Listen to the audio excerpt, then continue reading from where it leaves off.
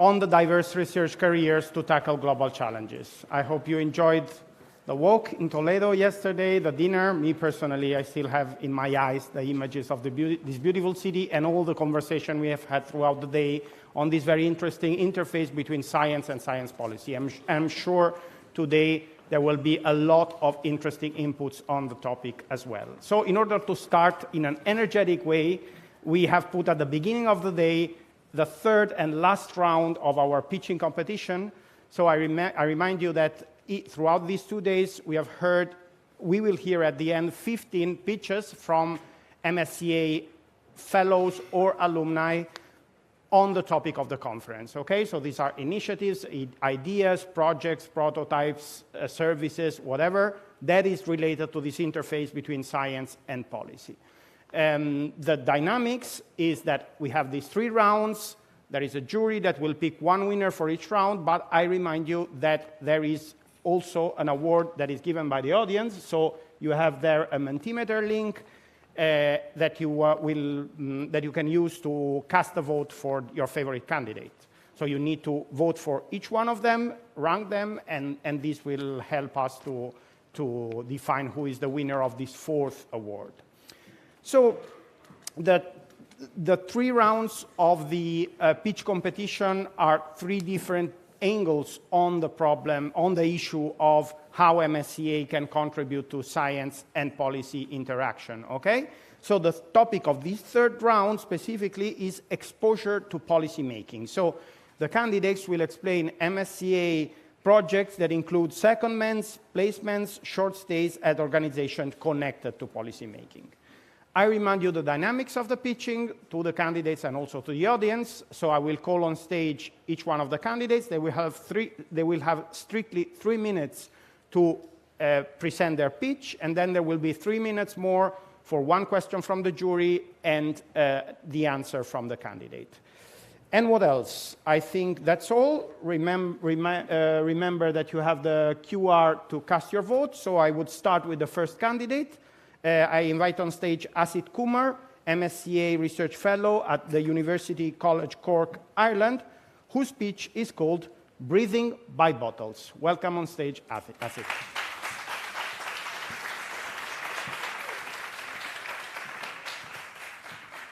Okay. So I picked up this bottle from the cafeteria, seal unbroken. And if I offered this to any of you, most of you would be fine with drinking from this. However, if I offered you a drink from this bottle, suspicious origins, I have no idea what's inside, you have no idea. By a show of hands, how many of you will be comfortable drinking this water? No one, right? Every day we drink about 6 such bottles of water. Every day we breathe in about 18,000 equivalent bottles of air inside the buildings that we live and work in. We are careful about what's in the water that we drink. We make sure that it is clean, it's devoid of pathogens. We barely pay any attention to what's in the air that we breathe in and how it affects us. If we take a moment to think about it, there are clearly issues with the air that we breathe. And the changing climate is probably going to make things worse. Every year, there are nearly 7 million lives lost due to compromised outdoor and indoor air quality. And while outdoor air pollution is very visible, we need to think of it as one air. We spend 90% or more of our life indoors. So that's where the air is going to come in and affect our health and well-being. There are several challenges to indoor air quality. It could be something like a heat wave, it could be a wildfire, or it could be the chemicals that are used in construction, and even something as innocuous as your everyday cooking. And as the pandemic reminded us, there are a range of pathogens that are dominatingly transmitted indoors in poorly ventilated, crowded spaces. The future challenges to public health are going to impact us through our indoor spaces. What we are proposing is indoor spaces that don't just reduce discomfort, but actively promote well-being.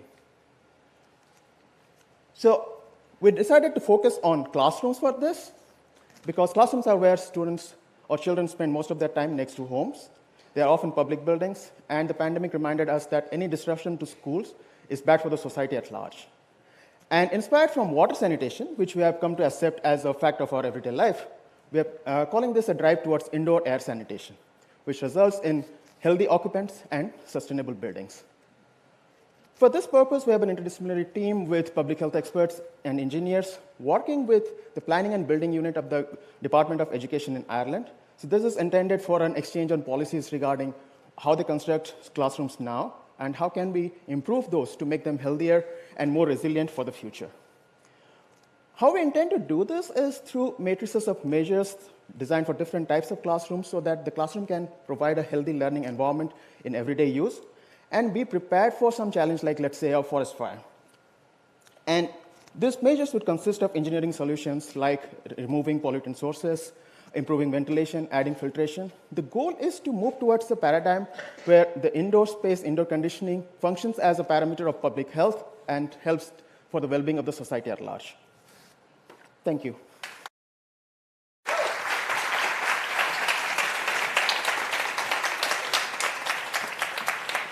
Thanks, Asit. And a question from the audience? Okay, Isaskun. Thank you, Sid. Very interesting. Actually, we were working very much in outside air quality at the office.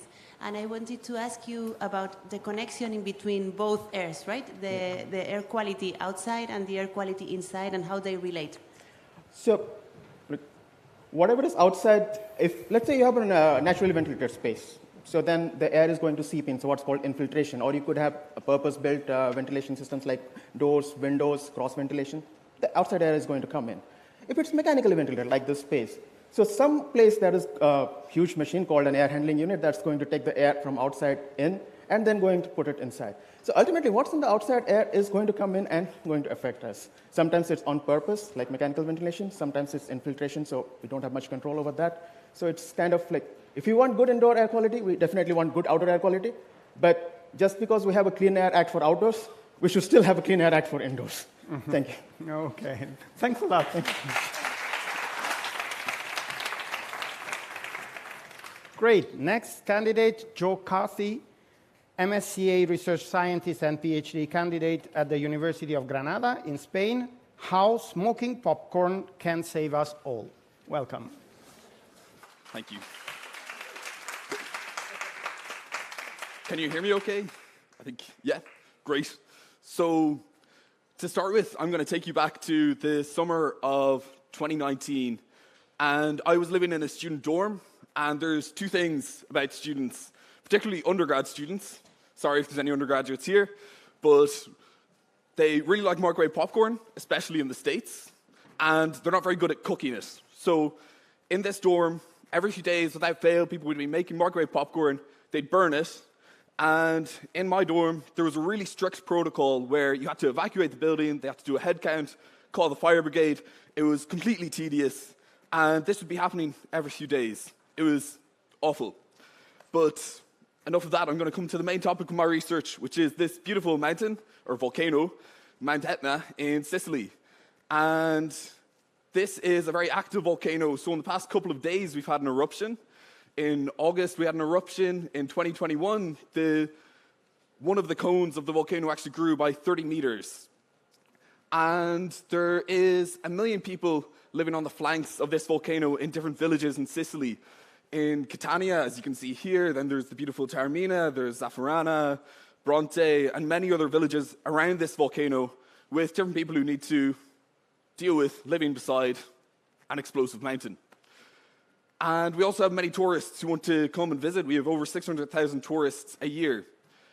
And so my work involves building machine learning models that help us to understand what is going on inside the volcano, that can help us to build alarm systems around the activity of the volcano. And one of the really big things for us is that we can build systems that people trust.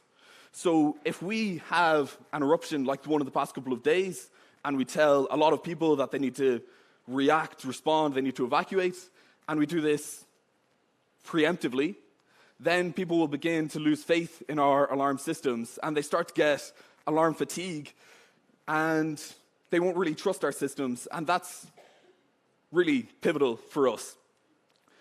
And so what we need to do is to work with policymakers and make sure they can understand the models that we develop, they understand the level of risk associated with different predictions by the models, and then they can interact suitably with the local communities around Mount Etna and other volcanic areas across Europe, such as Stromboli, and also in Iceland. At the moment, we have a real disaster happening, or potential for an absolute disaster, but I won't get into that too much. And so, yeah, that's my work. I'm building these machine learning models, and just, there sometimes is smoke without fire. I will say that. Okay, thank you very much.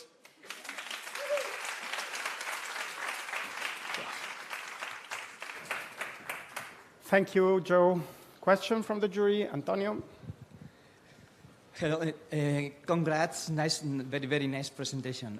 My question is, your system is okay, your system is perfect, your research is very successful. What now? Sure. So, okay, if we develop the perfect system, it can understand what is going on inside the volcano perfectly. Okay, we're in the dream, because the volcano, it's hard to understand. It's quite frustrating because you can't tear it apart and actually see what's going on. But if we had a system that we thought was 100% reliable, then we need to work directly with policy experts and make sure they understand the different levels of risk from a machine learning model, and that they have the correct protocols in place to then communicate the risk with the community living around the volcano, because that, for me, is the most important aspect, protecting those people. Great. Thanks a lot. Thanks, Joe.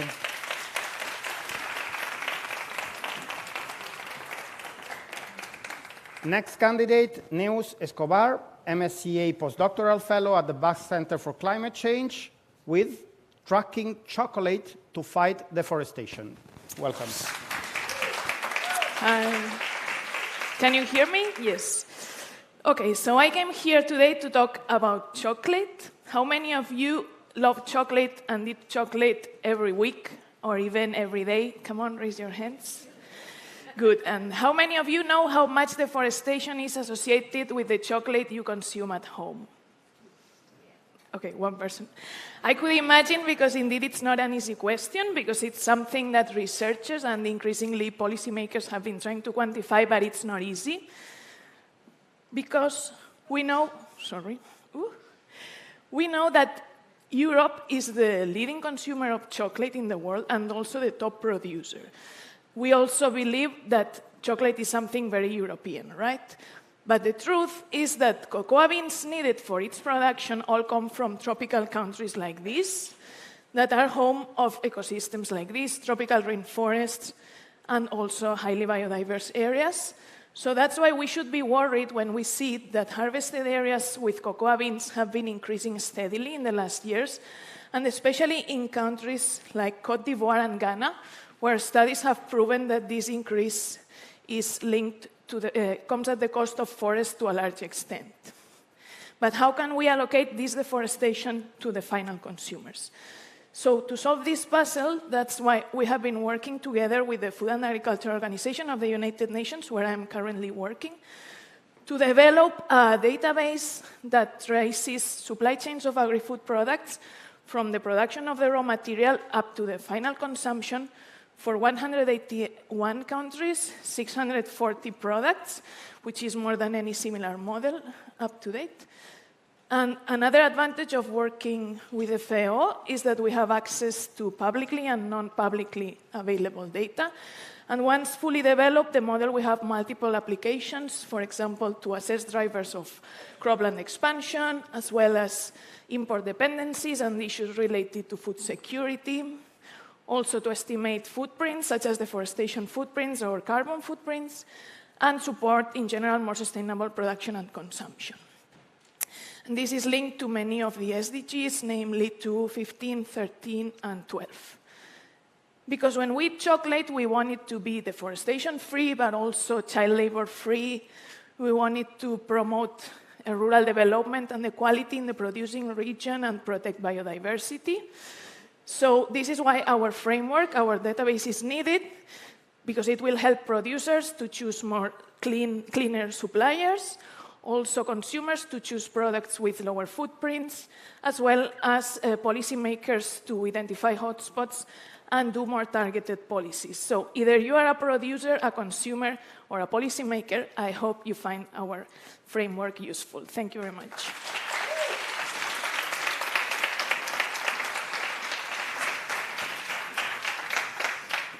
Thanks, Neos. Question? Who wants to ask? Thomas? Thank you. Like you said, we're all very familiar with chocolate, but apparently not many of us are familiar with the problem of deforestation in chocolate. So with the work you've been doing and the information you've been collecting, who would you say is the most important party that you want to bring this information to and share it with? Well, first I want to clarify that this framework, as you can imagine, is very big, so we're still in the process of developing it. So for now, it's able to, we can use it to estimate cropland footprints, and then to link it with deforestation, it will need more further advancements with spatial explicit data. So I guess to reply to your question, for now, it's important to reach stakeholders in the producing countries, because at the end, those are the ones that have to take context-specific decisions, and I think it's important to show them that their production has an impact and it can be measured, and then it can influence negatively the supply and the demand in the countries that really buy that product, and that consumers are increasingly aware of these issues.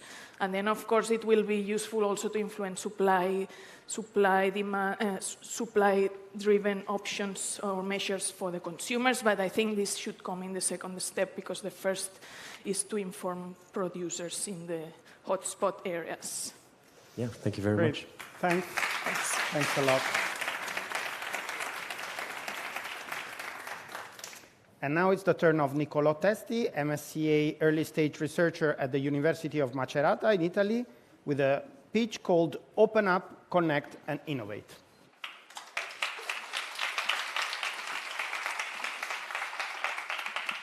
Good morning, everybody. My name is Niccolò, and I'm sorry.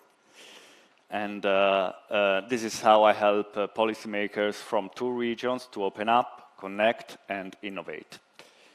I live and do my PhD in the Marche region in Italy, and thanks to the Trust project, which is Horizon 2020, Marie Curie Actions, and the Research Staff Exchange project, I was able to spend a period in the region of Murcia in the south of Spain. The 2 regions have a very similar economy, and so they share the same struggles. And also they share a lack of innovation, meaning that the public administrations, the firms, the organization of the 2 regions lack the capabilities to adopt innovative technologies. And of course, the 2 regions are trying to overcome these issues by creating policies for innovations that, however, lack some a broader view on international collaboration. So what do I do with the policymakers of the 2 regions? I try to make them aware of the necessity to cooperate more between each other and the necessity to open up, to share best practices, because they also share the same challenges. And of course, the objective is to get to better innovation policies and to make them work together to projects for innovation. The picture you're seeing here is a picture that was taken in the region of in the Marche region offices.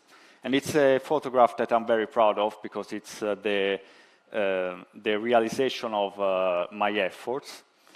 It is when, thanks to the funds from the Trust project, the delegation from the region of Murcia came to the Marche region and had meetings with the officials of the Marche region. And we spoke about innovation policies, how to foster it. And this is how the policymakers from both regions started to open up, connect, and innovate. Thank you very much.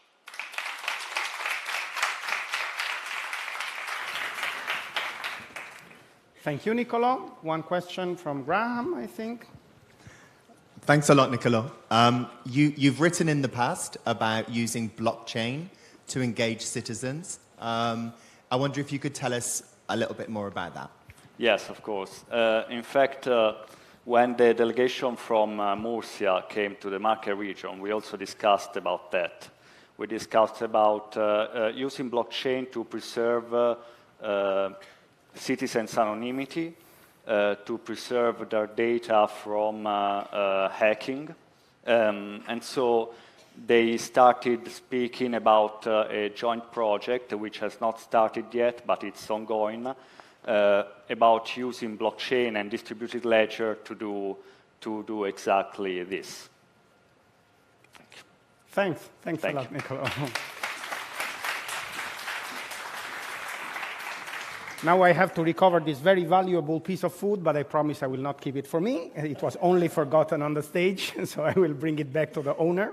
Okay, so next speaker, Yiling Huang, MSCA postdoctoral research fellow at the Institute of Science and Technology in Austria, and her pitch is called Bridging the Gap. Welcome.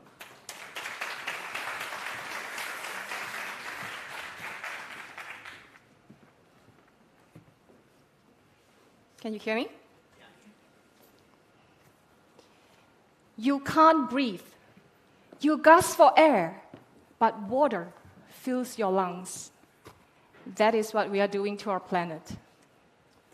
I grew up in Malaysia, a tropical country where lush green forests, clear blue skies, and puffy white clouds are a familiar sight.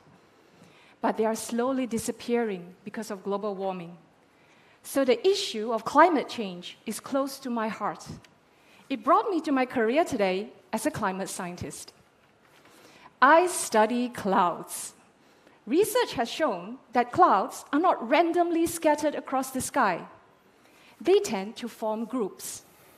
In a way, they are like people. They are social and like to hang out with their friends. My research tells me that the warmer climate gets, the tighter clouds clump together, and the heavier the thunderstorms they cause. The warmer it gets, the more severe flooding becomes. Our planet is drowning. But knowing this, how can I use my knowledge and skills to be of service to policymakers? How do I link my research to real-world questions that might impact your life? Questions that have important policy implications. What are the increased risks of flooding if global temperatures rise by more than 1.5 degrees Celsius? How many people will be impacted? In which regions? What is the cost if we did nothing to mitigate this risk? These are the questions that I would like to help answer. My project, Bridging the Gap, involves a 6-month secondment at IASA, an international policy research institute in Austria. IASA routinely provides governments and organizations around the world with scientific analysis for key climate policy initiatives, such as the European Green Deal and the IPCC report. This secondment will allow me to use my knowledge about clouds to design modeling techniques that can provide data for climate policies. It will give me an opportunity to bridge the gap between fundamental science and real-world policies. The climate crisis is an existential threat. We can and must find solutions to this threat. And I believe we have a better chance at doing this if scientists and policymakers work together. And then perhaps we can look at clouds again with wonder and curiosity, and our planet can finally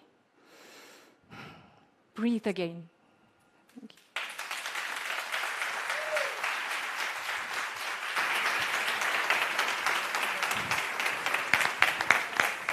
Thanks a lot, Yiling. And one question from Pablo Thank you, Camacho. Yiling.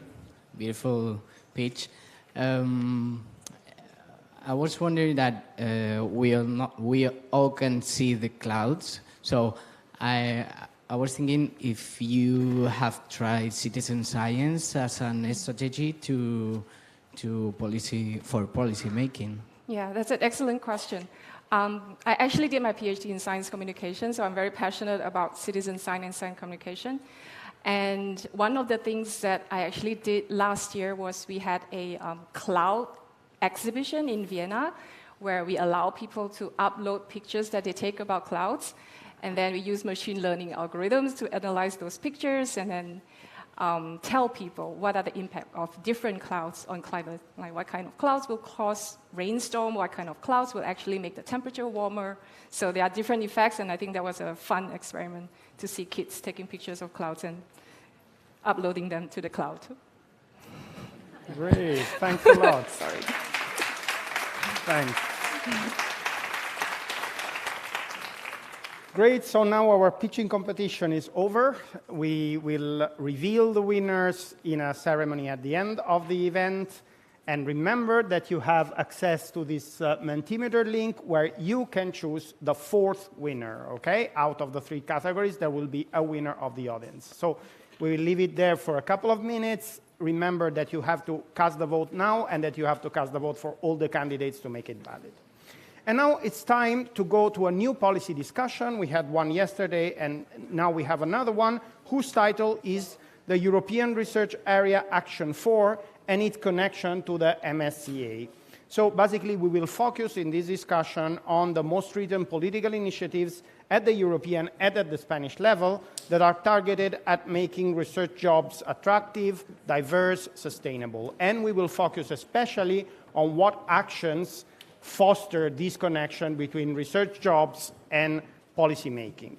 So let me introduce the panel. Okay, one reminder, afterwards there will be a different Mentimeter that you can use to pose your questions, okay? I will monitor them throughout the debate, and at the end, both those in the room and those connecting through the streaming can pose their questions, okay? But it will be a different one. It will come up later.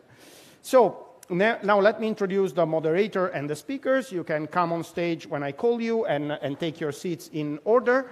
So the moderator is Cecilia Cabello, Policy Officer at the Directorate General of Research and Innovation of the European Commission.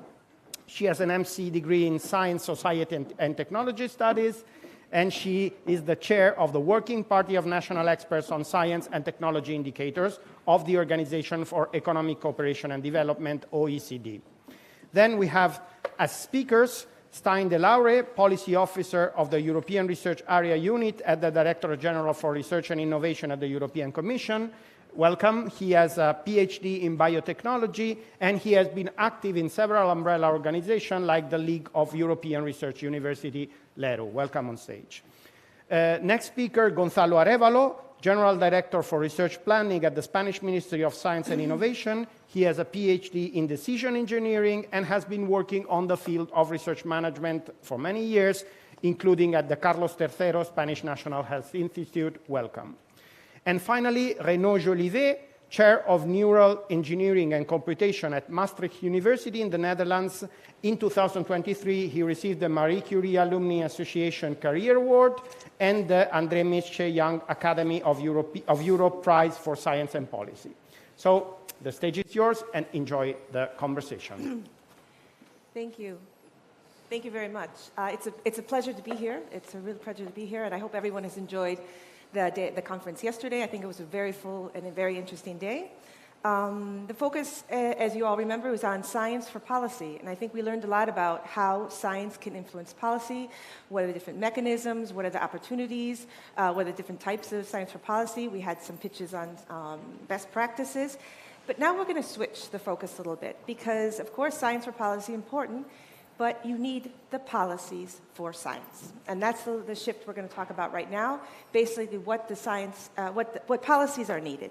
So in this panel, we're going to talk about the European policy proposals aimed at researchers' careers to make them more attractive, diverse, sustainable, and obviously to achieve the European research area. So here, the idea is to obviously present the European proposals in this area, but also we'll have the case of a member state, a national context, also what type of policies are in place, and the example of a specific researcher. So today, The objectives that we want to try to achieve in this panel is to identify which policies are promoting attractive, sustainable researchers' careers. And obviously, we want a balanced circulation, we want international collaboration, we want transdisciplinary research, we want intersectoral mobility. And all this is going to contribute to the European research area, and specifically Action 4. But I won't talk about Action 4, because then we'll talk about Action 4. Another objective that we have in this session is to identify the measures needed at the different levels. Okay, so Europe, the European Commission, obviously we are trying to put in the policies that make the science possible and all the efforts that are needed to give that European added value, but also at a member state level, there's policies that are necessary to achieve this European research area and to make the research careers more attractive in the member states.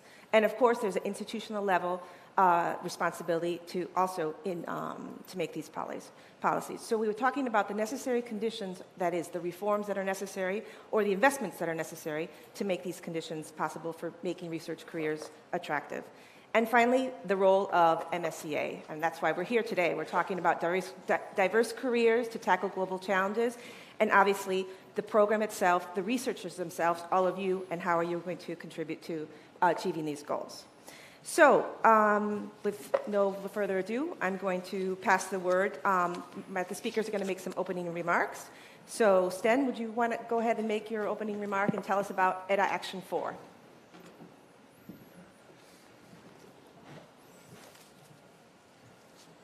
Good morning, everyone. Thank you, Cecilia. Could you run the slides, please? So, I would like to start with a small poll. Is there anyone in the audience who does not know about the European research area, the ERA? Don't be shy. Okay, very good. That's it. Most policymakers in the audience? No. Scientists? Usually don't. But what I will explain a bit is the policy that is helping to make research careers more attractive and more sustainable. The policy that we are developing at European level with member states and stakeholders. One of the policies that, or tools from this policy that you all know of is the Charter and Code. It was mentioned yesterday as well. I will explain a bit the new Charter and what it will bring to scientists. How does this, yeah. So there is good news and there are challenges. The good news is that Europe is a strong knowledge house with 2 million researchers counted by Eurostat not so long ago. 1.6% of the labor force are researchers, but there are huge disparities and variations across member states, as you can see on the slide. The number of researchers grew tremendously, and there is a high need for the highly skilled research innovation talents if we want to solve societal and economic challenges. Europe is a bit lagging behind in this growth to new strong blocks in the world. And 53% of researchers across the European Union are employed in business sector, 32% in academia. This is great, but again here there are large variations. In many member states, the business sector does not recruit researchers, or the business sector is not innovative enough. There are persistent skills mismatches and inadequate training still remaining across the EU. And, well, 80% of doctoral candidates aspire an academic career. Many postdocs aspire an academic career and are not looking what the rest of the world, the rest of the labor market has to offer. And this is an issue for Europe as well. The flow-through of talents from academia to non-academic sector, but also vice versa, is not happening so much. 30% of all researchers in Europe are mobile, defined by employed somewhere else in another country than the country of citizenship. There are at least 11 member states that suffer from brain drain. Cost of a higher outflux of talents rather than influx. And so all these challenges we are trying to solve through policy. And of course, the one instrument that is very successful in spreading this policy is MSCA. So the counteraction that the political call from the Council gave us is to install better recruitment and working conditions throughout the European research area, strengthen intersector mobility in all directions, induce reform of organizations, regions and member states where it is needed to create a better balanced talent circulation, making careers more attractive at home for both domestic and foreign talents. A challenge that was not on the previous slide is the precariousness of research careers. Research careers are often very temporary, causing a lot of stress and mental health problems of young scientists. So this is something, together with the member states, we are trying to cope with. We want to do something about the skills mismatches as far as they are present in the various regions in Europe and establish, update existing tools, including the Charter, for instance. So the ERA, the European Research Area, is the idea, the concept of growing towards a single market for knowledge in Europe. It's a process as well, governed by the member states and the Commission, together with stakeholders, to get better in knowledge, talent circulation, in creating knowledge, in innovating, using the results of science. So the member states and the EU level are pursuing the so-called ERA policy agenda with 4 major priorities and 20 so-called actions. Priorities are deepening the ERA, doing more, better together. The twin transitions, we have been hearing a lot of it, green and digital transition, amplifying access to excellence where it is needed in several regions of Europe, and advancing investments and reform. So these actions got a lot of commitment from the member states, and they are pursuing it together.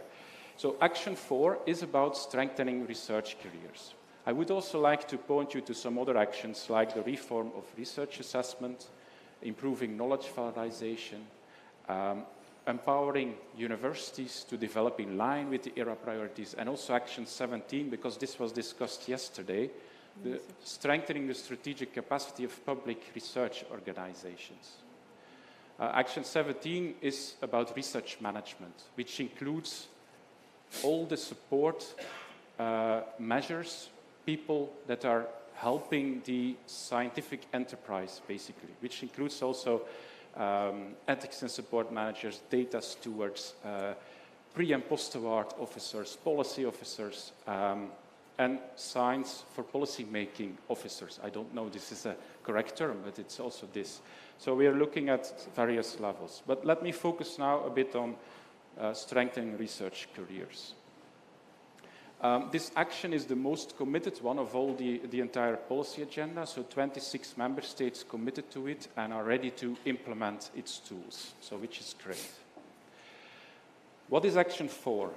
It's promoting attractive research careers, preparing better balanced talent circulation, having international transdisciplinary and intersector mobility. And there's a package of 4 major strands. The first one is the most important one.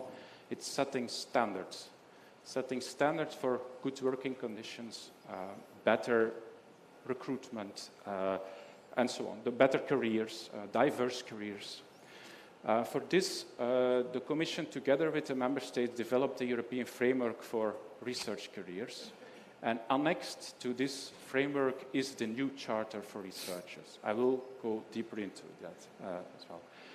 Once we have the standards, of course, we need to make sure or support the implementation at member state level, regional level, organizational level. And for that, the Commission is developing quite some tools, which you will hear more about, and I will explain a few of them. The ERA Talent Platform is a new and extended version of Euraccess, which you may have heard of. Euraccess is we were trying to develop a one-stop shop in that sense. There will be a careers observatory launched next year, which will monitor anything related to the standards, how it is implemented.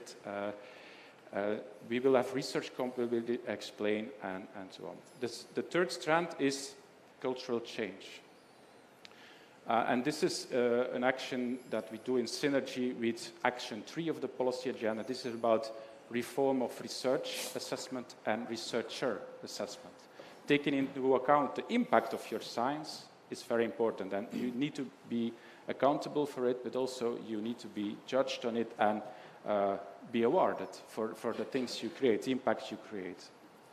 And finally, we are calling to join forces to the labor market actors of the research innovation labor market to create more investment. And we will pilot an action, which I can talk a bit more later if you want. An action that will help organizations in change, organizational change linked to the standards of the good working conditions and so on. So this will support, incentivize, fund organizations to make that change at organization level, targeting all scientists in such an organization.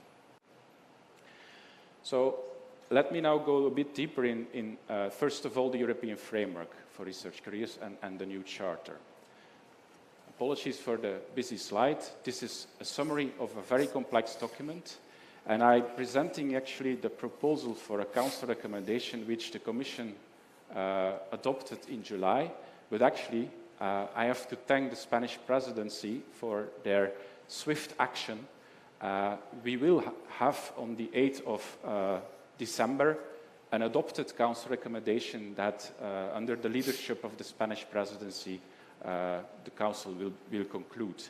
It will be a bit different as this one, the same structure with some, the Spanish presidency and the council made it even better than what I'm going to present.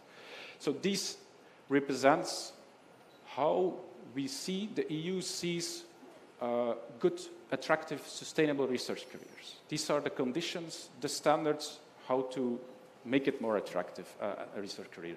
So it promotes the full recognition of researchers as a job. It defines research profiles, careers, steps. It defines research managers, technicians. It encompasses the open, transparent and merit-based recruitment principles that many of you know, but that are not implemented everywhere yet. There are specific measures for early career researchers.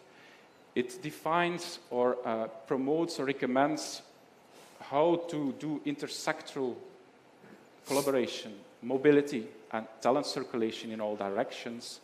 It provides career development and progression, and calls for reform at organizational level to make careers more attractive and ensure a better R&I system that can host more researchers and induce a better balanced mobility. So annexed to this, this is probably what you're most familiar with. The Council recommendation is soft law. So it's one of the instruments at the disposal of the European Union to, well, do law. It sets standards. A recommendation is soft law, so it's voluntary, but it sets standards and it enables the European level and the member states to monitor what's going on. It will induce change, which will take time. And annexed to this soft law is the new charter, so it's part of it, of the soft law. This is different than before. The Charter and Code was a Commission recommendation which had no legal aspect at all. Now it is written in the European law as a soft law. What is new? There are adapted principles, for instance, open science was new if you compare the original Charter and Code, which was set up in 2005 already. So there are several aspects that are new or had to be adapted. There is a reduced number of principles. It's simpler. Instead of 41, we have now 20. It focuses on all sectors instead of only on the academic sector or mainly on the academic sector, improving also interoperability of careers between sectors. So there are 4 pillars. One is on ethics, integrity, gender, and open science. The second one on researcher assessment, the recruitment, career progression. Third on working conditions and practices. And the fourth one on research careers and talent development. So I trust that Marie Sklodowska-Curie actions will actually continue implementing the principles of the Charter and use this new Charter as well. Now, in my final explanation on a tool that will help you to implement these very good standards, very good working conditions, create better skills for researchers, I would like to introduce you to ResearchComp. It's a tool that is already available to organizations, to individual researchers, to policymakers. It describes 7 areas of competences and skills for researchers and 38 transferable skills. Now, why would you make use of it? As an individual researcher, it can help you define where you need still more training. As an organization, it can help you to define which type of training you still need to foresee in doctoral schools, in postdoctoral training, or targeted training events. As an employer, it can show you what kind of skills researchers have. So, of course, there are skills related to doing research, it's obvious, managing research tools, working with others, it's about teamwork, cognitive abilities, self-management, and also making an impact. And including in making an impact is also the communication to a broad public. We saw magnificent examples of young scientists today and yesterday of doing this. And also increasing impact of science and policy and society. So I encourage everyone to look into using this ResearchComp tool and adapting your own training at an organizational level and to individual researchers to, make use of it to improve your careers and your skills. That's it. Thank you very much.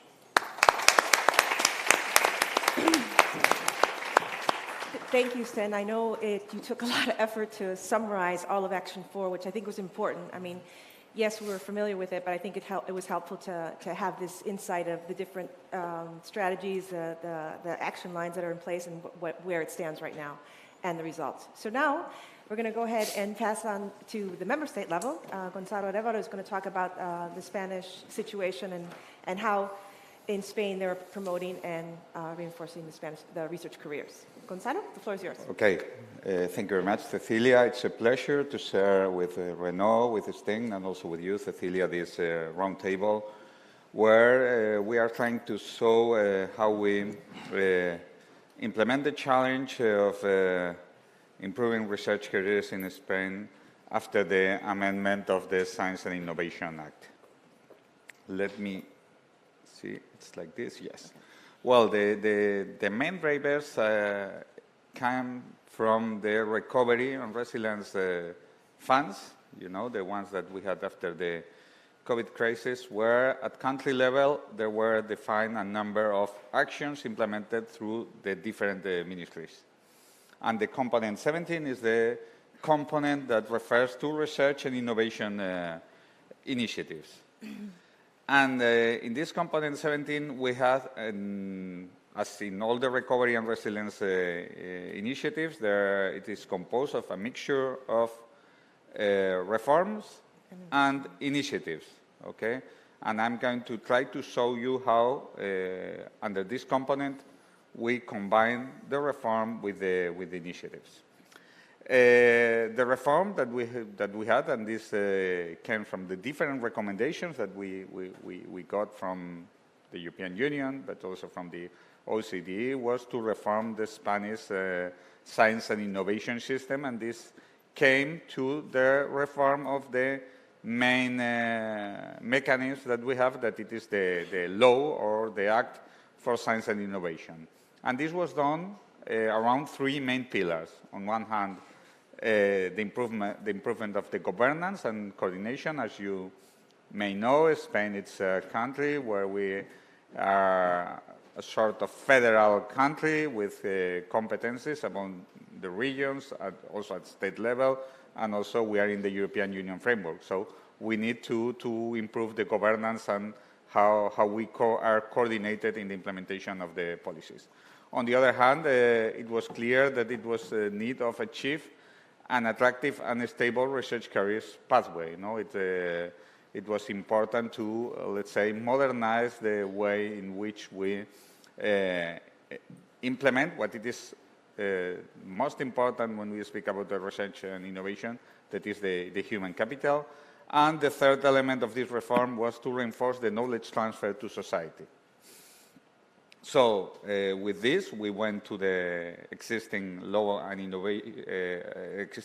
science and innovation, and after an intense debate that took, I was there in September 2021, and it was approved only 1 year later, and the work was already started. So it took more than 1 year to have this reform. But finally, it was approved, and it was approved with no votes against in the Parliament. I'm not going to enter into details, but it was quite interesting how these discussions enrich furthermore the amendment.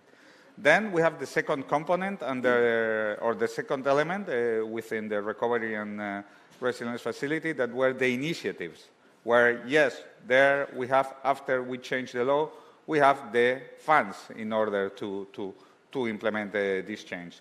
And there is the initiative, there are, I think, 10 different initiatives, and the number 4 was specifically focused to the new research careers, in order to develop, attract and retain talents, in order to facilitate the access to the research career through a tenure track process, and in order to give stability and improve the working conditions since the early stage. The third element that we had was, as this was also commented yesterday in the introductory messages, it was launched a state plan to attract, retain, and retain the scientific and research and innovation talents. It was launched in June. When we go through the amendment of the law, and in particular the amendment of the law in terms of the researcher's career, it was further clarify and further details the different contractual models that we have for the researcher's career. It was established, or it was amended, well, the article number doesn't import, it's not important, but the predoctoral contract with a temporary contract up to 4 + 1 years, and with a labor contract that includes the end of contract payouts at the end, okay, this was not the case beforehand.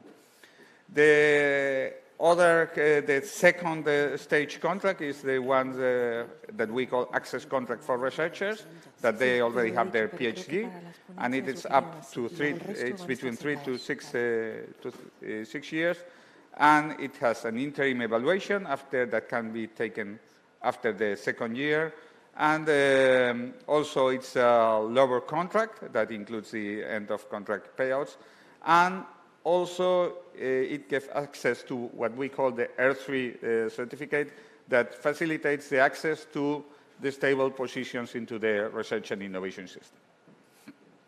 The third element that we have amendment in an amendment in the law is the distinguished research contract.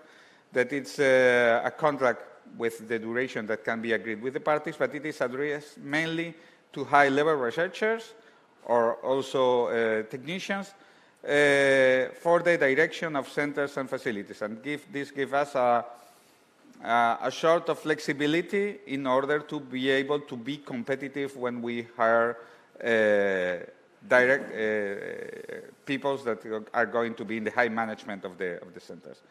And the last, but not the least, contract, it's what we call the open-ended contract for researchers, technologists, that it is associated to the scientific or technological lines. It's an open-ended contract where the duration of the contract is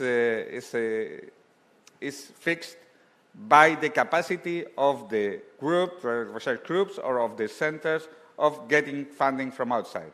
With this, we escaped from a model where we had a temporary contracts, okay, where the contracts were associated specifically to the projects, and we focus now on the capacity of getting funding to the research lines. And this was also a huge change.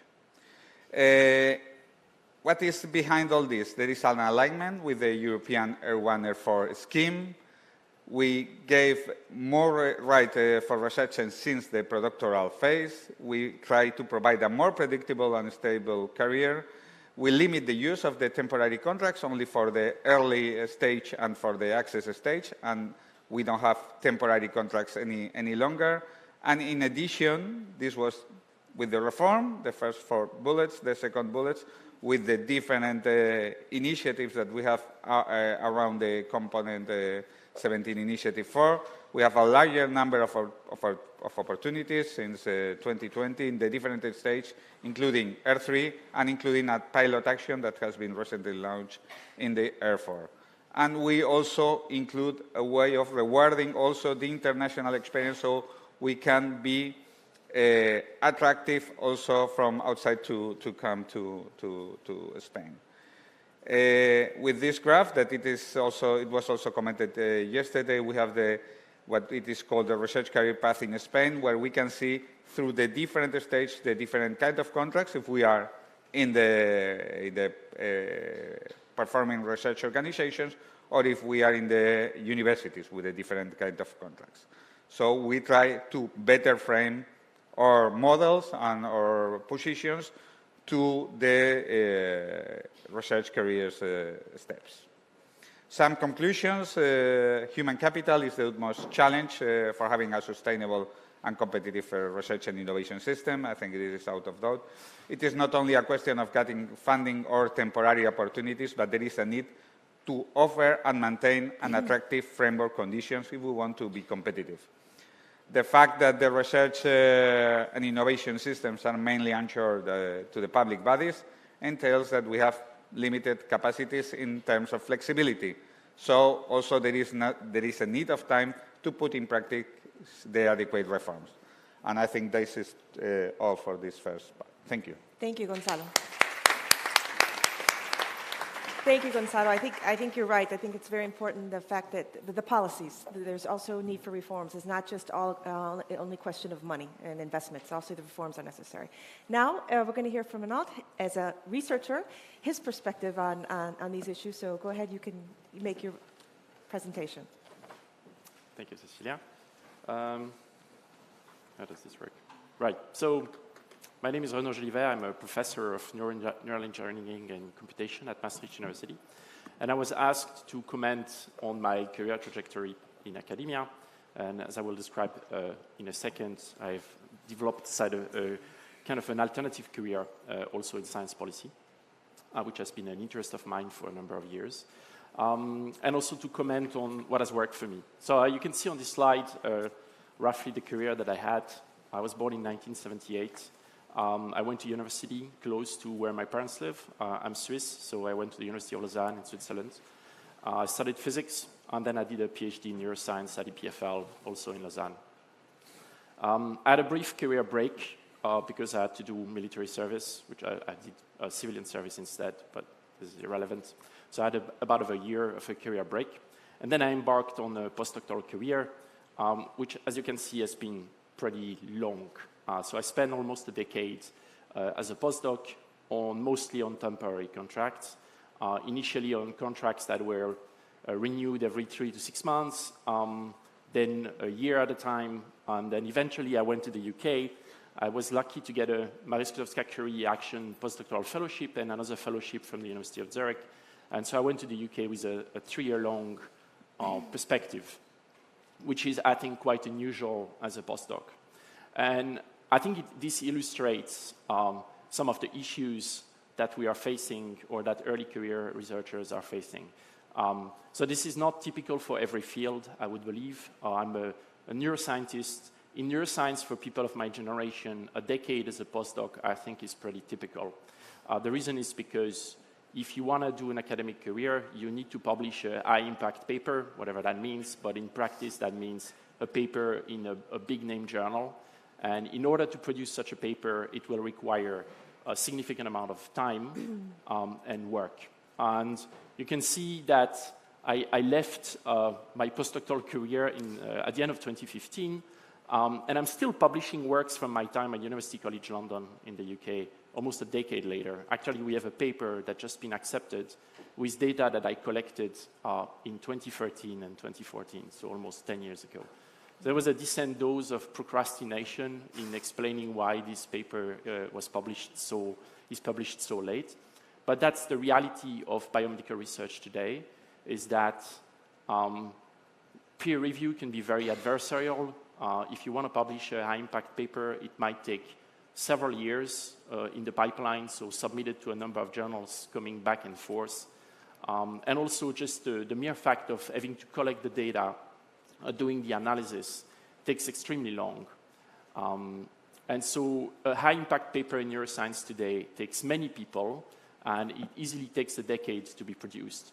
And so you can see that this is in contradiction with the kind of short-term contracts that you get as a postdoc and the relatively limited time that you have as a postdoc before you are supposed to move on to a faculty job. And so I think that's something we can get back to later, but I think it calls for a revision of how we perform science and how science is organized at universities and research centers, how it's evaluated. And so I think we cannot think of these issues separately, and we need to think of them as a systemic problem in certain fields at least. Then in 2016, I was offered a weird position that was joint between the University of Geneva and CERN, which is a particle physics laboratory, even though I'm a neuroscientist. And I went there as essentially a junior faculty. I had a non-tenure track position, so I had a contract that was limited to 4 years. I was lucky to get 2 EIC Pathfinder Open grants at that time. And somehow they allowed me to bridge the gap, because when my initial contract ran out and I would have had to leave the university, I didn't have a permanent job lined up, but I could somehow repurpose these 2 EIC Pathfinder Open grants and pay my own salary from that. And so I think it also illustrates the great benefit of EU grants and funding vehicles, is that there is a lot of flexibility built in at least some of the vehicles that allow you to, bridge the gap when it is necessary. And then eventually, almost exactly 2 years ago, I started as a full professor at Maastricht University in the Netherlands. So now, I've been also very active within the Marie Curie Alumni Association, because I got this fellowship when I went to the UK. I joined the association when it was created in 2013.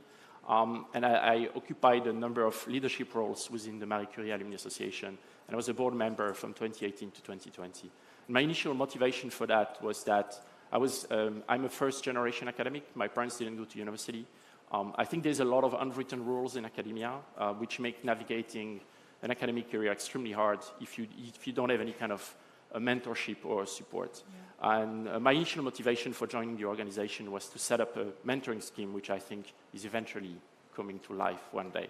But this triggered something in me, so I think it illustrates also the benefit of the association and the MSCA postdoctoral fellowship as a sandbox for leadership.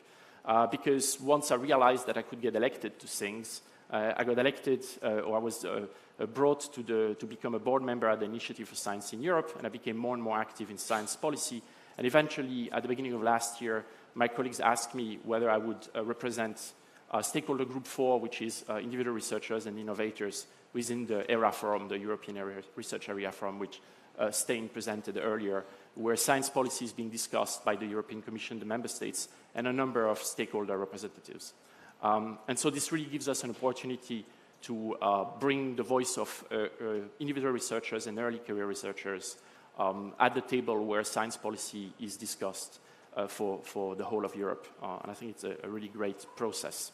And I'm really grateful, actually, that the Commission and the Member States decided it was a good idea to bring us to the table. But also, this led me to become more and more active in my field and take leadership roles within my field. So I was elected to the Board of Directors of OCNS, which is an organization that is relevant for the work that I do as an academic. I was then, I occupied various leadership roles, and I still do at the Agence Nationale de la Recherche in Paris, in France. And I became elected chair of the Science and Technology Committee of eBrains, which is the large neuroscience research infrastructure that is financed by the EU. I'm also a fellow at the Foresight Institute in the US. And so, yeah, I think, you know, I want to repeat this, that really if you are a Marie Curie fellow and you have an opportunity to be active in the Marie Curie Alumni Association, it's a great place to learn and develop skills to become a leader, whether you want to have an academic career or any kind of other career. And there's, I think, a number of issues and ideas we will be discussing later. I will probably stop here. Thank you. Thank you, Renaud. Thank you very much. I think that's very, very helpful to hear your insights, to hear your situation and how your career has developed, because I think that's the only way we can connect all the dots. So let's start with a little bit of discussion. I'm going to start with you, Sten. Okay, so you presented Ed Action 4 and what the Commission is doing, what we're doing to promote the research careers. What role did the member states play, or the other stakeholders? How can they complement what's going on in Ed Action 4?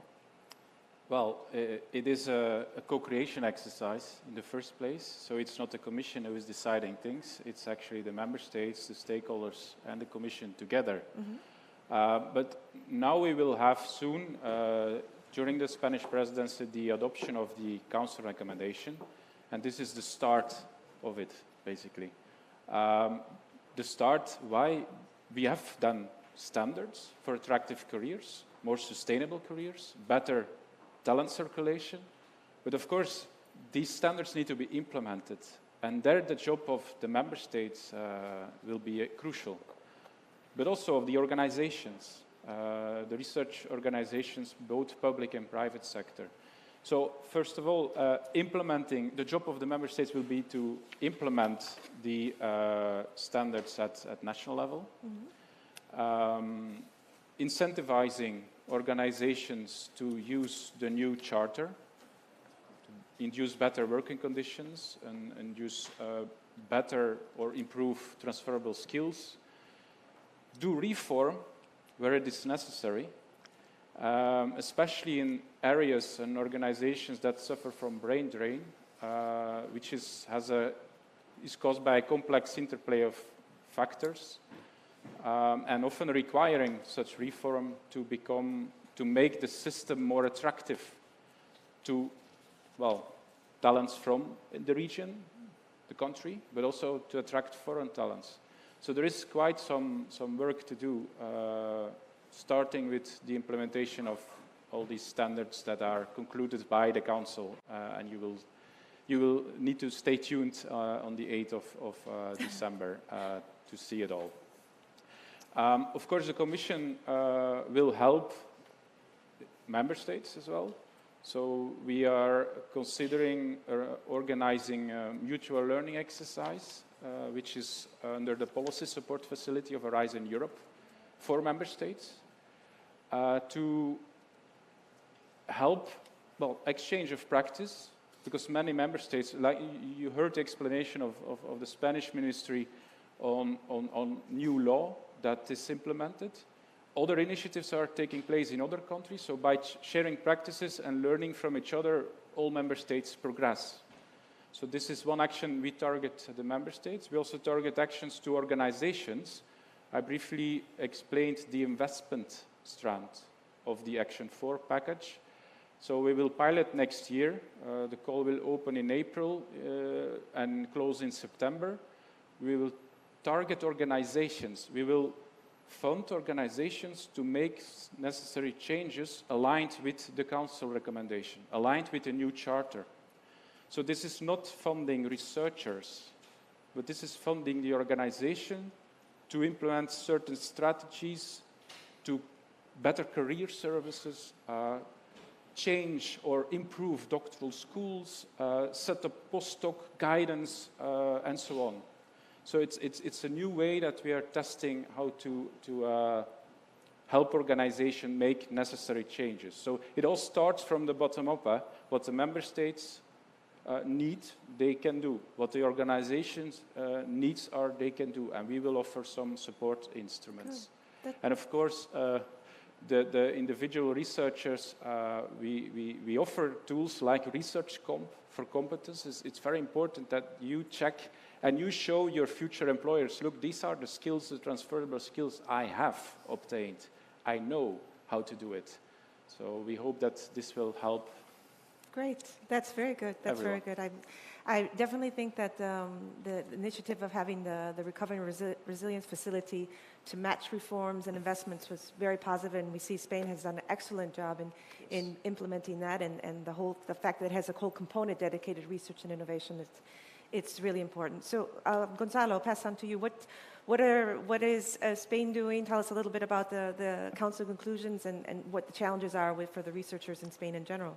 Yes, well, the first challenge is to implement this reform. This is clear, because one thing is to write the law, and the other thing is to implement it. Right. Okay, and this also, as I tried to give in my final message, then the implementation takes time, no, in order to change all the field play in which we are. The challenges that I see for Spain, when we speak about the researchers' careers, is on one hand is the aging of the population and the aging of the researchers, because we have this in Spain after the 28 crisis. There was a slowdown process in the access to the research careers for 10 years, and this made that there is an important gap on the staff and on knowledge to be covered. No, so to this end, it's also very important to work on, apart on the reform, but also to work on developing vocations since the very early stage, maybe in the secondary education or whatever. This is one of the challenges that we have. The other challenge, and this was also pointed out in the STEM presentation, is to be competitive. And to be competitive is not only to have a good framework, but to have also a good specific conditions. Also, as I refer, when we work in the public environment, the flexibility is not certainly our main asset. Okay, we have strict rules, and we have to see how we can overcome these, let's say these barriers in order to try to be competitive, because, you know, it's, as I refer, talent and knowledge is the base for everything. If we don't have this, we can have the better facilities, the better research infrastructures, but we cannot progress. A third element, and that it is also a challenge, and I see also here representatives from the Spanish State Research Agency, is to do the transition to the new means of evaluation. Okay, more focus on their per se research activity and less based in bibliometric. And to this end, it's important that it is very well designed, this transition, to ensure coherence, continuity, but also to ensure that we are able to change. And I think that's it for challenges. So we have worked for many years. Yeah, but a start is there. I mean, and I think the important thing is starting to recognize what conditions are needed, putting the measures that are needed for these conditions, and then obviously the implementation. Renaud, okay, we hear all these policies in the European level and at the national level, but what is needed really to make the careers more attractive, especially for the young researchers? And as MSCA alumni, what do you think? What would be your wish list, or what would you think would be needed? I think there are a few things. I think there's a lot of good things in the area action for. I think everything that can facilitate mobility and administrative procedures is really necessary, because in practice, when you move to a different university or a different country, most universities don't offer any help with paperwork. You know, you need to handle pension, health insurance, housing on your own. And you know, if you get there with a fellowship of 12 months and you need to find the next funding after 12 months, and on top of that, you need to handle a family and your pension and whatnot. I mean, this becomes additional stress factors. And so I think everything that can be made to facilitate mobility and uniformity within the ERA landscape is really good. And I think it makes Europe less competitive if you compare the American job market or the Chinese job market. You know, you have essentially a single country with a single system with a very large number of opportunities and positions for researchers, right? You can move all across the US and you will not be, you know, fumbled by the administrative procedures. Yeah. And so I think everything that goes towards uniformizing or making Europe more uniform in that regard is really good. But I think there also needs to be a reckoning with one of the main issues. I think one of the issues is the fact that, and it's cultural, I think that in certain fields, in biomedical research, that is definitely the case. There is very much a mentality of up or out, right? So your career is either you progress in your career or you have to leave and be a failed academic outside of academia. And I think there is academics need to rethink this view and allow for people to have non-traditional academic trajectories where you can be mobile in and out of academia, leave to industry, come back, or leave to government or NGOs and come back. And I think there's a lot of work to be done there. And it's really, I think the main limitation is how academics think of what an academic is, right? And there's a lack of diversity in that regard. That can be sometimes pretty shocking, I find. And then the third point I think that is really important is something I was trying to allude to, is that in certain fields, the complexity of the issues that we are facing mean that work doesn't happen at a 1 or 2 year time scale. You don't make any significant progress anymore at that kind of time scale, because what could be done in that way, you know, has been done in the 70s, in the 80s, right? The simple questions have been answered, and now we are left with the complex questions. And as a neuroscientist, I feel neuroscience is a perfect example of that, where we need to move now to large-scale research, in my opinion, in neuroscience, to really tackle the complexity of the brain. And unlike in particle physics, for instance, we lack the structures in academia and in research centers to really address this in a structured way. We don't have the kind of research centers and funding vehicles and career tracks that would enable this transformation. And I'm worried that Europe is lagging behind in that regard, because it's definitely happening in the US now. So there are some initiatives in the US that I think are very successful. And we don't have these kind of research centers for neuroscience in Europe. And so there needs to be also a reckoning of that. And I think policymakers need to think in a more granular way that for certain fields, there needs to be really systemic changes in how the whole research is being funded and organized. That's great. That's very interesting, the point that you made. I think very, very relevant. I think we have to change the way science is done, or the science career is done, and I think that is a way to make it more attractive. We have to break the silos, like you said, and be able to move from one type of institution to another. A little bit yesterday was in the workshop discussing how people moving to a different sector and then coming back to research for that to be acceptable. So I think that's very important, and that brings us a little bit to what the conference is about diverse careers for the global challenges and science for policy. Sten, what do you think? How do you think Action 4 is contributing to this? Well, there is an article or a chapter in the Council recommendation on skills, intersectoral, interdisciplinary innovation skills. If I recall well, it's Article 18, 17 or 18, one of the recommendations basically, and this includes skills for science for policy making. So implementing, therefore it becomes a standard. We hope it will become a standard. So introducing it in upskilling activities, in training activities for early career researchers throughout the era. Secondly, I explained the Research Comp tool, which I invite again scientists as well as organizations to use when you're developing your career track or your doctoral and postdoctoral training mechanisms. or systems to include these transversal skills. And also here, the science for policy making will hugely help in creating more impact. Thirdly, I would like to say, to refer again to not only Action 4, but also Action 17. Strengthening the strategic capacity of research organizations, public research organizations, is a very important objective. Many of the actions under the ERA are actually implemented by research managers, including this science for policy making. So supporting scientists with very state-of-the-art tools, techniques, methods will be hugely important. The science enterprise, if I may say, and innovation enterprise is getting more and more complex, and more of this kind of research management support will be needed in the future.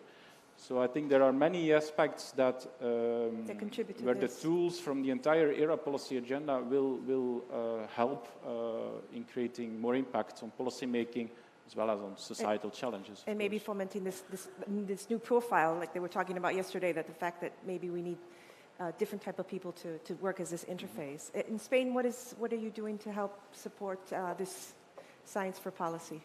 Yes, well, certainly, as commented during the opening statement, in the reform that we conduct on the Spanish Science and Innovation Act, there was one pillar focused on knowledge transfer. And a part of going beyond and try to boost the knowledge transfer, so the knowledge that it is generated at the research organizations and that the universities can better reach the market and the society, we also want to have a broader understanding on what we consider knowledge transfer. So other means, as it is the case of the science for policy, can be considered under this understanding, among others. This means that it is not only to have specific actions, but again, we need also to change the settings and adapt the settings on how we evaluate the research careers. So we can also consider the science for policy as one of the means in order to develop the research careers. This is, it was also referred yesterday in the opening, when we launched in December last year the specific national plan for knowledge transfer and collaboration. There are 15 key measures, and one of these measures is specifically addressed to this, to the science for policy, to the public sector. Okay, thank you. Renaud, I know you already alluded to that a little bit about what we need for the researchers' careers, but what do you, in specific in the topic in science for policy through Marie Curie, how do you think that, what initiatives should be done, or what recommendations would you say are needed? So I think in the context of the Action 4 specifically, on there is a possible, I would think a need to, and I think the Observatory for Research Career is a great initiative.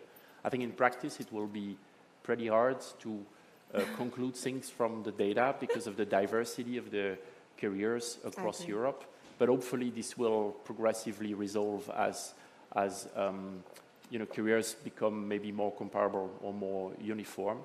And I think the adoption of this Air 1 to Air 4 framework was a pretty good idea, because it will force institutions and member states to use that to think through that lens and through that framework.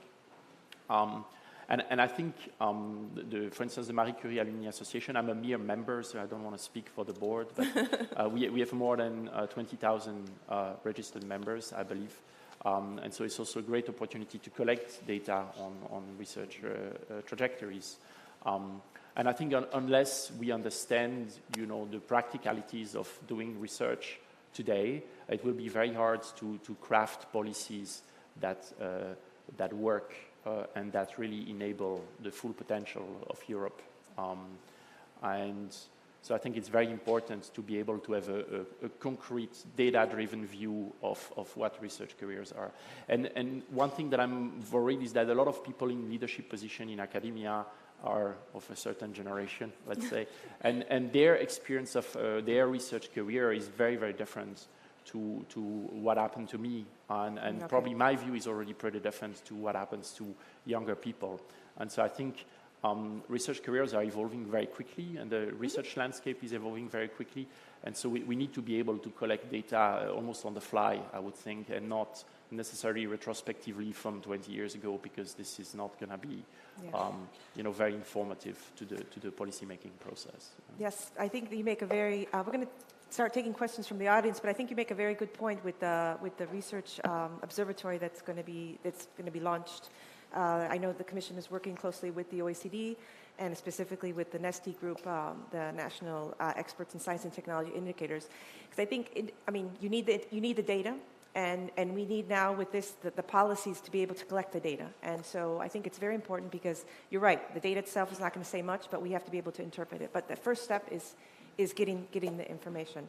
So I'm going to open the floor for any questions. I see one right here.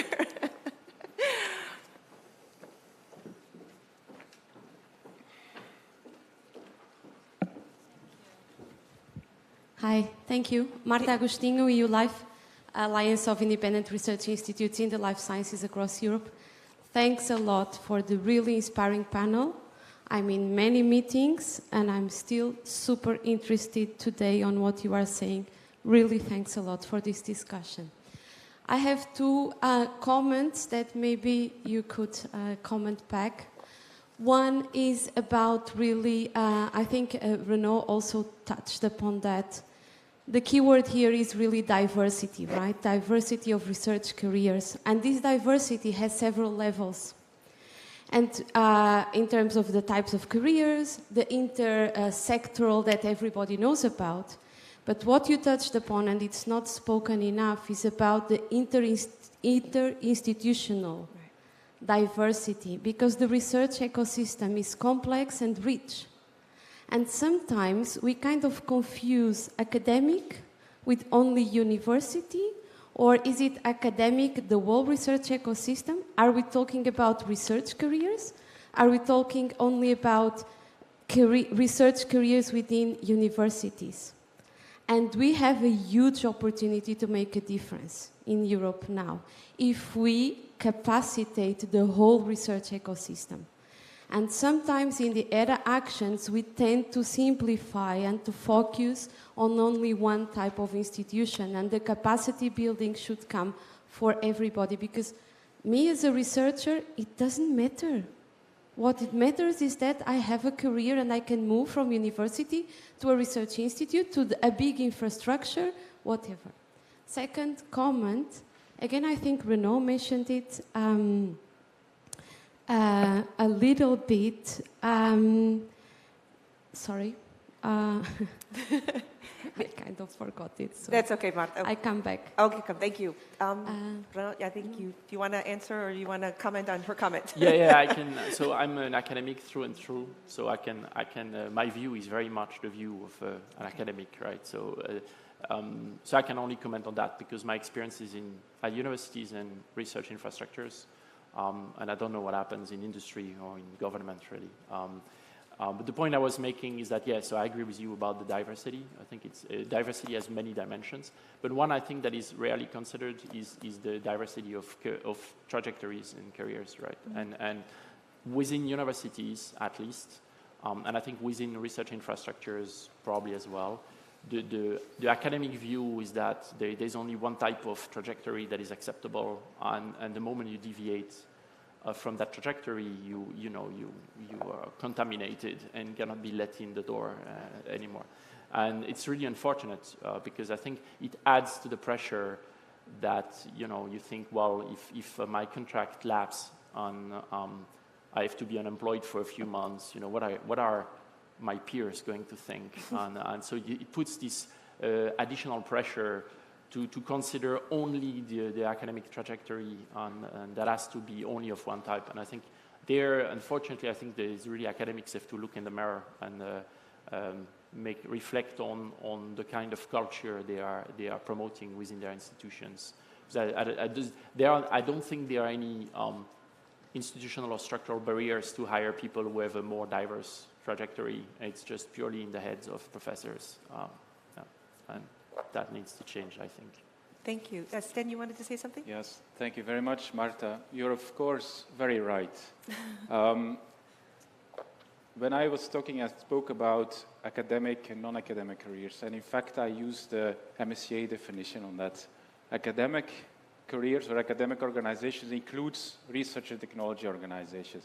But it's not about the dichotomy at all. With the Council recommendation, the European Framework for Research Careers, we're trying to support diversity, more diverse career paths. It doesn't matter where you are, shouldn't matter. It's about more interoperability between organizations, be it from business, government, public administration, universities, research institutes, it doesn't matter. So we would like to, also about what Renaud said about we need a big effort, big centers, interdisciplinary, institutional. And we would like to talk more about talent ecosystems rather than about organizations. It is about collective effort. And the pilot I was talking about is actually targeting exactly that. So different types of actors in the R&I labor market joining forces to create such a talent ecosystem, being supported to make some change. So yeah, also here, stay tuned, please. And if this pilot becomes success, we need to upscale it, of course. So I'm totally with you on that terminology. Yes, did you yes, want no, to very short. And regarding this intersectorial challenge, it is certainly a challenge. I think that, again, the way in we assess the research can give us the driver in order to change and to adapt to this continuously changing environment that we have. Just this short. Yeah, we have to adapt. Any...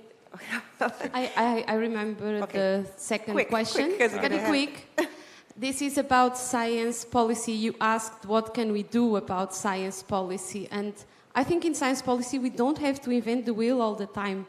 There is a huge game changer that the European Commission developed so well. But unfortunately, it's not implemented enough at the member states level. And this is not a criticism to Spain, because Spain is in the panel, but I want to make a plea to all the member states, and please have your comment and correct me if I'm wrong. I'm talking about resaver. How can we retain and attract talent if we cannot tell a promising researcher that he or she can collect pension across different member states? And this does not happen, correct me if I'm wrong, because of national legislation and because member states do not do enough efforts to make resaver happen. So, do you have any comments about that? Thank you, Marta. We have another question over there. Does it? we'll take note of it. There's a question over here, I think. Hi, Alexandra Dubini, Vice Chair of the Marie Curie Association and Professor at the University of Cordoba. I have one comment and a question at the same time. I'm glad to hear about the action for and the diversity and also retaining talent.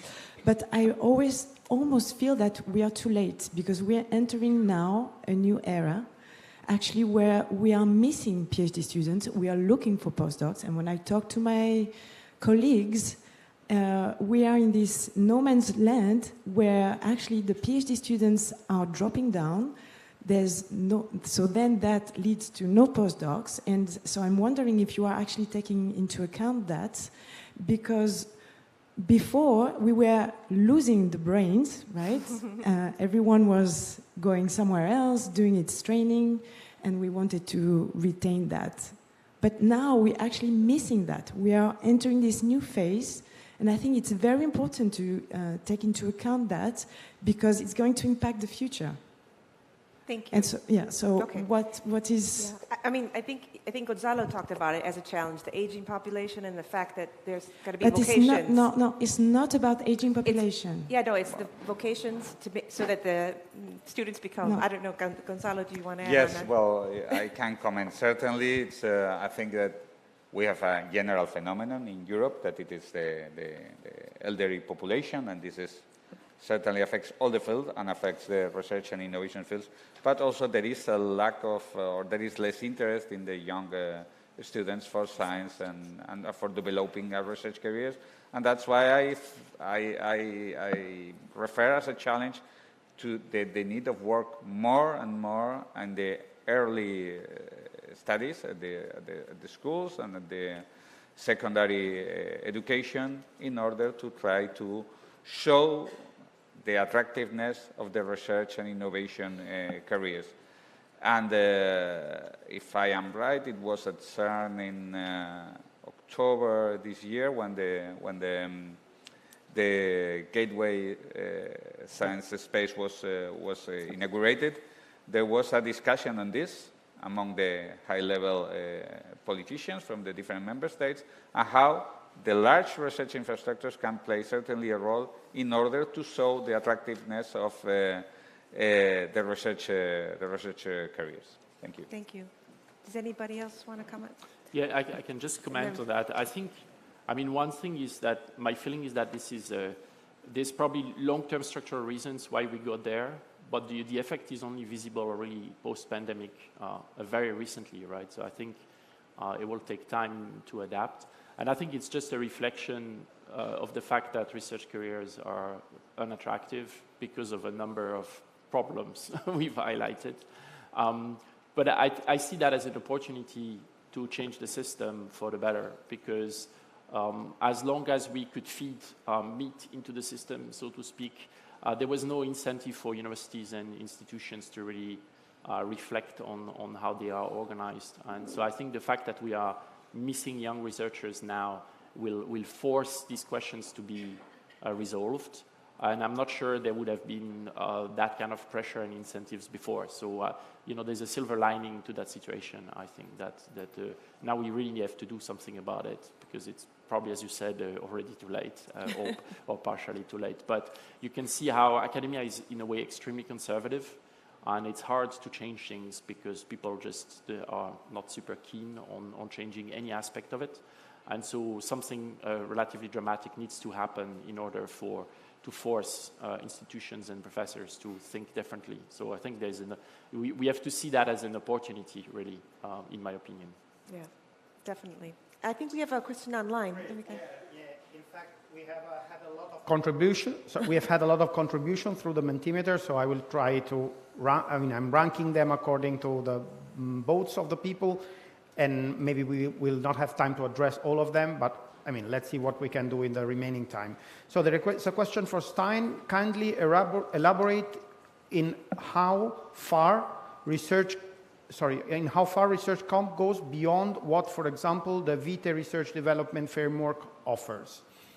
Okay? How far the research comp goes beyond what, for example, the Vitae Research Development Framework offers. The Vitae framework they did in the UK. Go ahead. Well, with the research comp, it's a European framework of competences. Vitae is a private organization. Of course, the inspiration we get from organizations like Vitae led to research comp. There are organizations throughout the European Union that have similar competence frameworks. Not only Vitae, also individual institutions, universities have it. But nothing existed so far at the European level. So I think that's the difference. We now have a tool that individual researchers, organizations can refer to at a European level. And we hope that will make a difference in upskilling, in interoperability of careers between organizations, institutions, companies. So that I would see as a difference. Thank you. Okay. Any other question? Yeah. From the audience? Yeah. Okay, we'll get you 1 second. We'll get one more here, and then we'll take you. Perfect. So I go on? Go ahead. Okay. So a question for Gonzalo.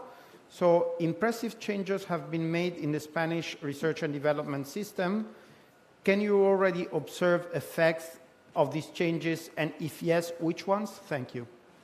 Well, it's a good question, because one of the challenges I refer is precisely the implementation of the reform. But yes, I think that we can see in some or in many research organizations how, for instance, the reform of the law in terms of having this open-ended contract has served in order to not only have more research staff working, but also not losing this research staff, because in the former framework that we have, once the project was over, the people has to be fired, and then sometimes they come back or they go to another organization. So we were able to retain talent, and we have figures in some centers, as it is the case of the Barcelona Supercomputing Center, that it's a center coded by the state and the regional government, where the figures are really impressive, and this is because the capacity is very linked to the capacity they have to get the funding from outside. Yes, thank you. Okay. Thank you. We're going to take another question from the audience over there. Can someone give her a mic? Raise your hand again so they can see you.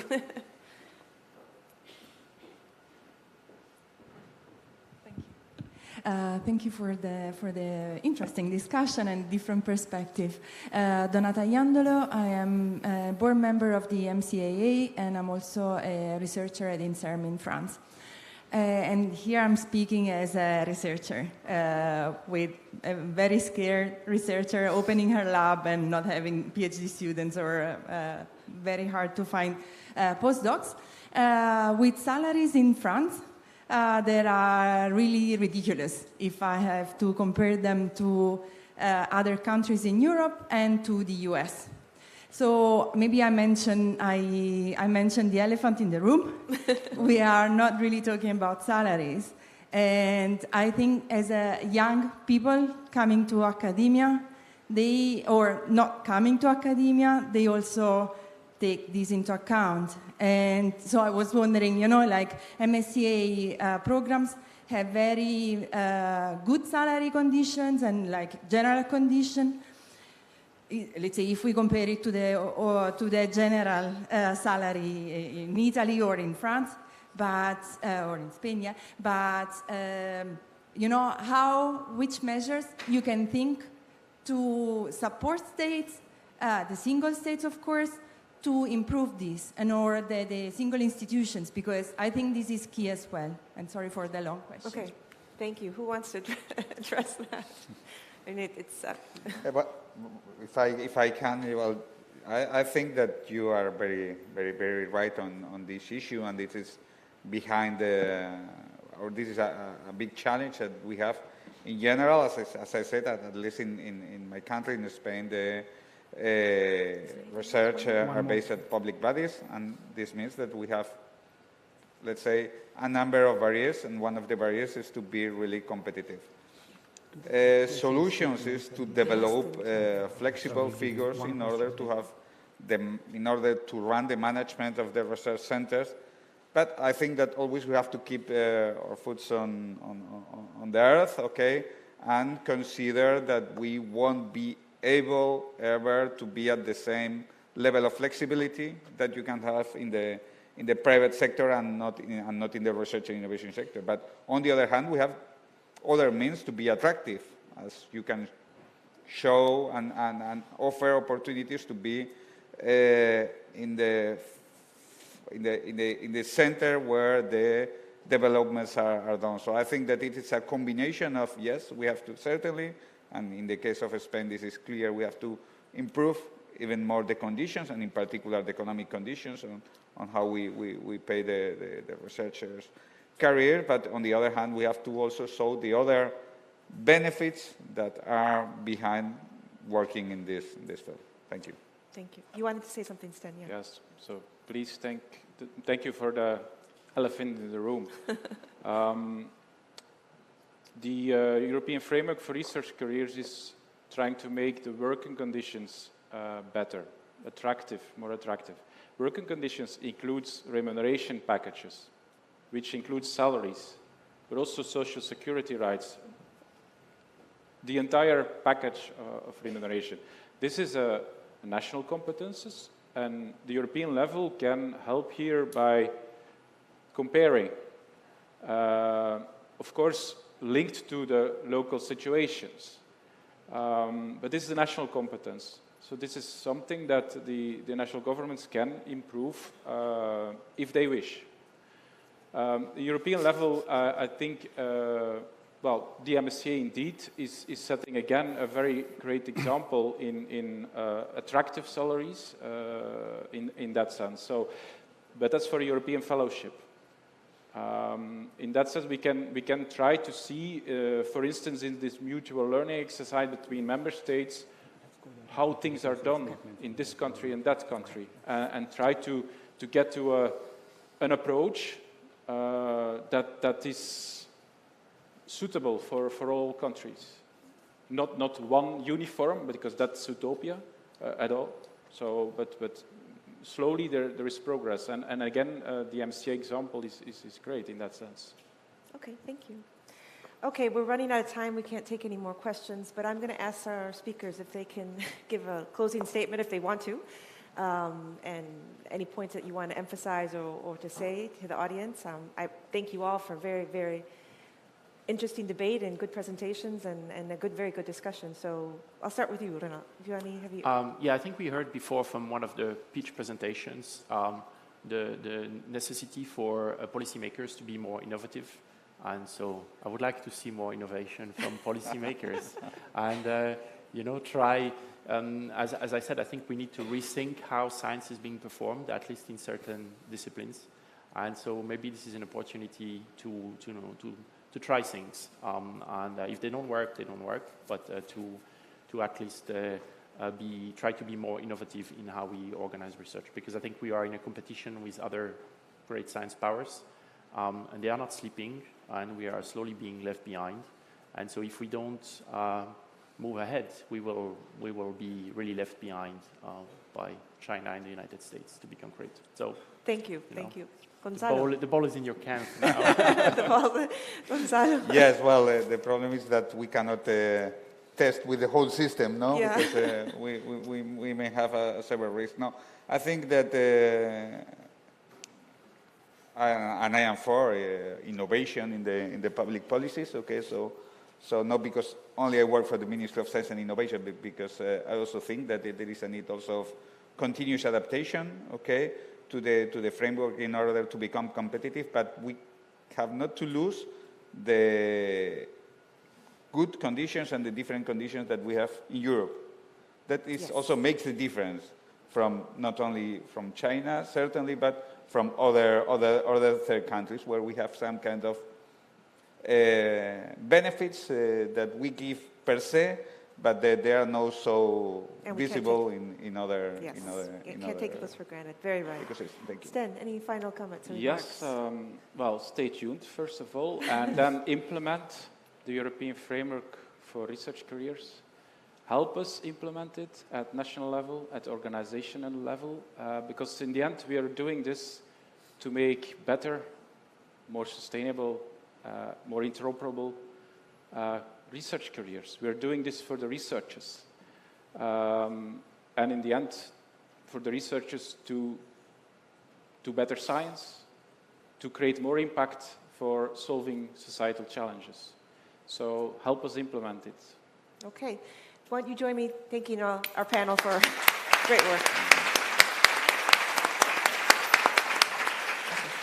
Yep. Okay, thanks a lot to the panel. Very interesting discussion, really food for thought. And now it's time for a coffee break, okay? So there is a half an hour break, but don't go, wait, just a second. Couple of practical things. We invite you to be back here on spot at 11:30 because we will do a group picture. So you only need to sit back at your chairs and there will be a group picture from here, okay? And I think that's it. Don't miss the award ceremony after the coffee break because it will be fun, okay? Bye-bye.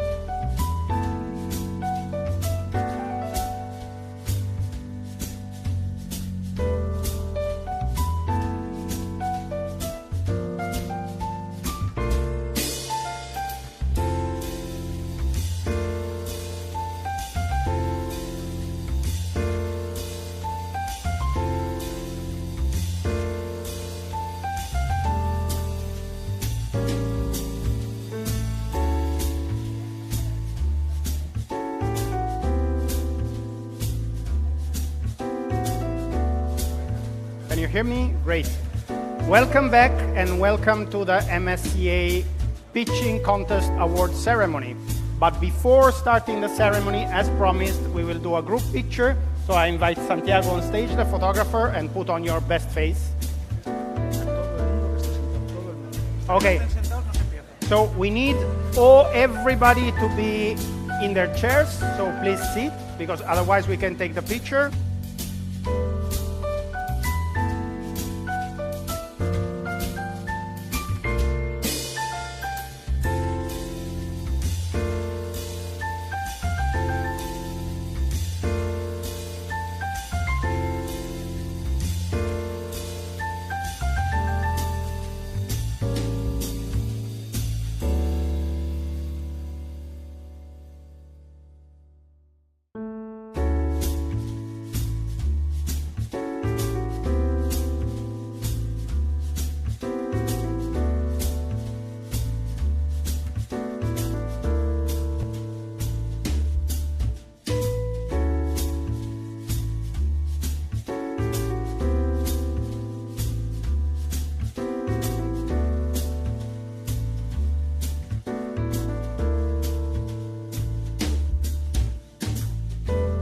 Now it's time to celebrate the awards.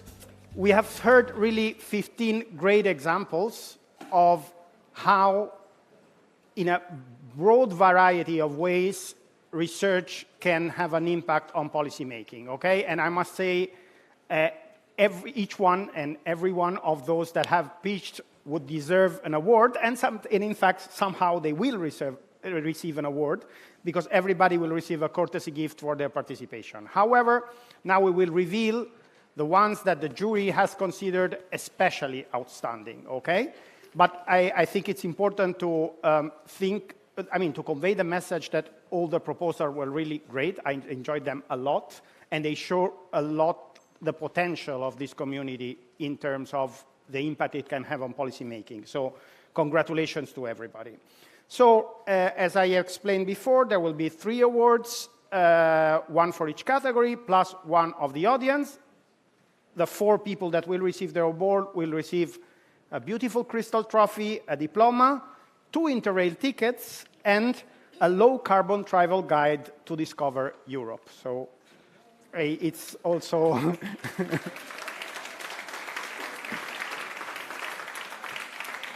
an invitation to discover our beautiful continent and open your mind and get inspired by it.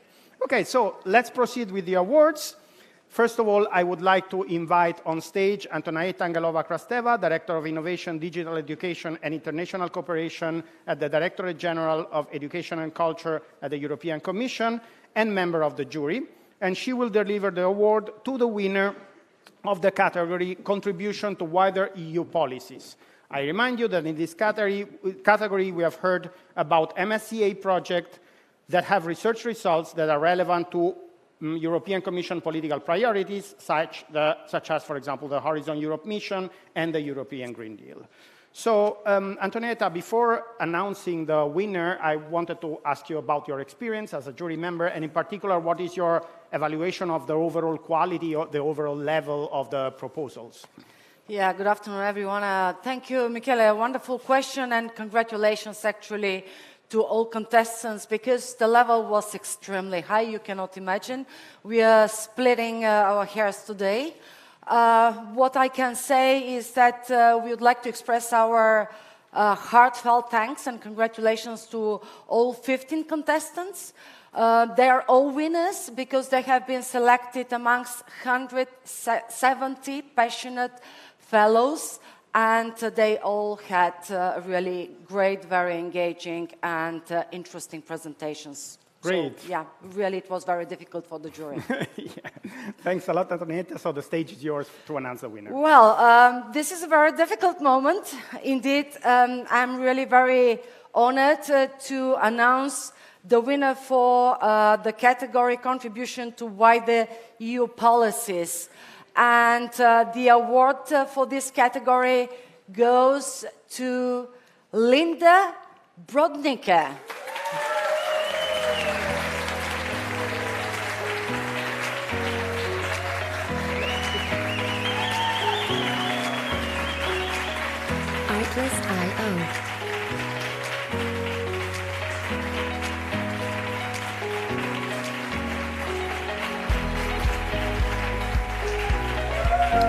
Congratulations. Here you are.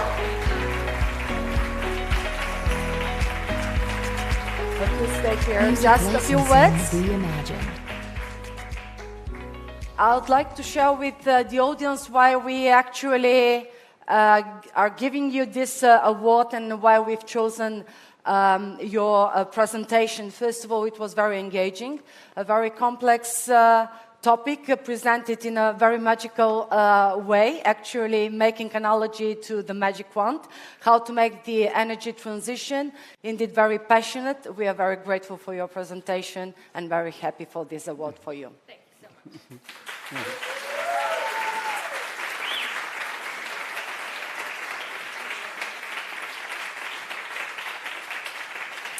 If you'd like to say a few words.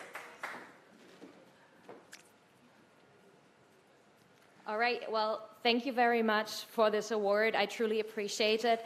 But also thank you very much for everyone for organizing this wonderful conference that really celebrates the intersection between science and policy, because this is something that is really close to my research. It's actually at the core. And I am a bit of an alien in the Department of Mechanical Engineering with that. And it was really inspiring for me to see so many people that care about this topic coming all together and celebrating it. And it was also really fantastic for me to see in all these workshops how policymakers are trying to make the academic career more interesting or more desirable as a career path. And I'm really looking forward to seeing that being implemented, because I do think that this is really important to make changes there as well. Thank you so much. Congratulations. Thanks, Antonietta. Congratulations, Linda, for this great award. And now I call on stage Fernanda Bajanca, the Marie Curie of the Marie Curie Alumni Association and member of the jury, of course, and she will deliver the award to the winner of the category Exposure to Policymaking.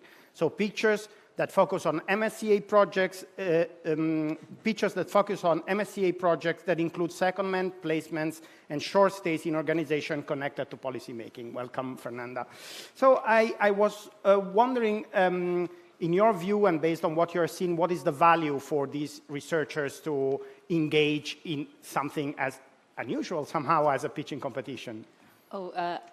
I think the value is enormous, and I think this was a great initiative, because I don't know if the audience knows, but these 15 contestants that were selected, they were trained, then they were coached one-to-one to improve their pitches, to get hints on how to pass this message to policymakers, to the public. So only by that, it's very valuable. These 15 people already got their award, their prize, and I hope that this is really a huge impact on their research and on their discussions with policymakers. Great. So now the stage is yours to announce the winner. Yes, so now it's a difficult moment. And really difficult for this session, I have to say. We were quite polarized. We would want to give a prize to each of you. It was really difficult. But we had to take a decision. And the winner of the session for facilitating evidence for policy making is Yann Robieux-Dupont.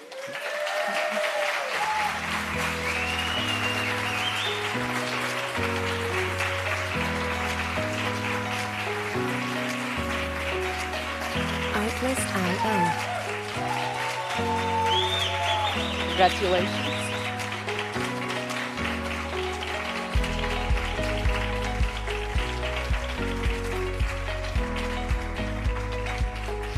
Thank you, Yann. It was very clear, very enthusiastic, very informative presentation.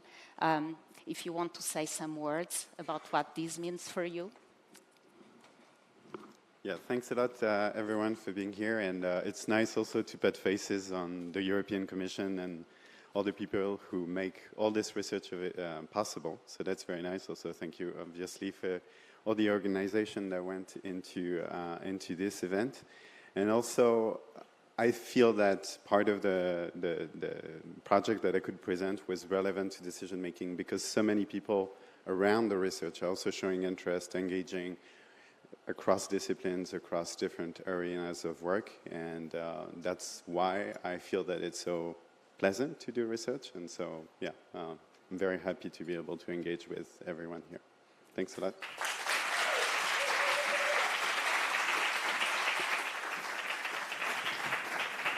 Thanks, Fernanda, and congratulations, Jan. Third category, I invite on stage Antonio Mas, Vice Rector for Scientific Policy of the University of Castilla-la-Mancha and member of the jury. He will reveal the award to the winner of the category Facilitating Evidence-Based Policymaking, which focus on MSCA projects that include activities for dissemination and exploitation of research output towards policy stakeholders. Welcome, Antonio. So I was wondering, what is your personal takeaway of this experience? How was your experience as a jury member? I don't know if you know the TV series that is called Malcolm in the Middle? The entrance, the song finished, life is unfair. No? And awards also are unfair because, not because people don't deserve, but because all the participants deserve some kind of award. And this jury has a winner for this category, but for sure other juries could be elect other people. Of course. Okay, so the floor is for yours. this category, the winner of exposure to policy making is Jilin Wang.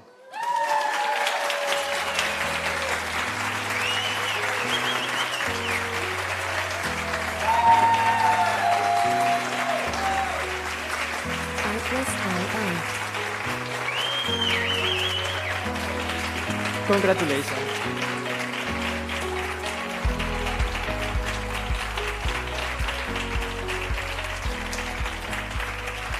Do you want to say a word? I did not prepare a speech for this one, but thank you very much to jury members and also all the organizers. This conference has been the best one I've ever attended, to be honest. And I want to give a very special shout out to Hibo, who has helped us so much. He's unbelievable. And we have had such a good experience, all the fellow contestants. I love you guys. I hope we will remain friends. And I'm getting a little bit emotional here, but thank you so much for this memorable experience. And I love clouds, and my parting words to you guys is don't always look at your mobile phones. Look up sometimes. It's beautiful.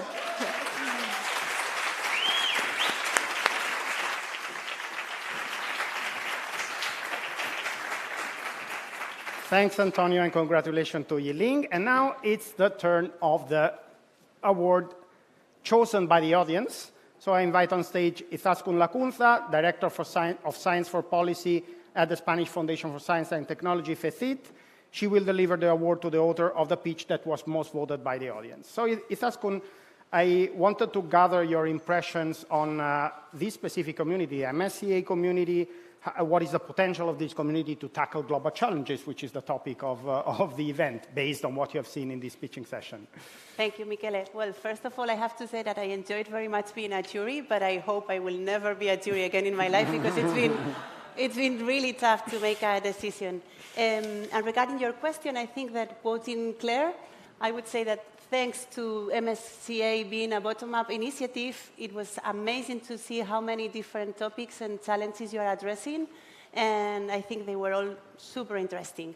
And I really hope that this conference has somehow become a boost of energy for all of us, because we are aware that we are doing is a little bit of an alien, as Linda was saying. It's not easy what we are doing, and I like to think that we somehow are creating a community of people really caring about science for policy. So thank you to everybody. Great. So the floor is yours. Now, the prize.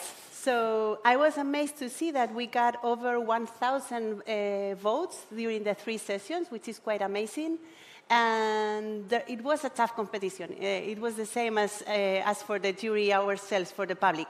But still, there is a winner, and the winner of the public is Neus Escobar.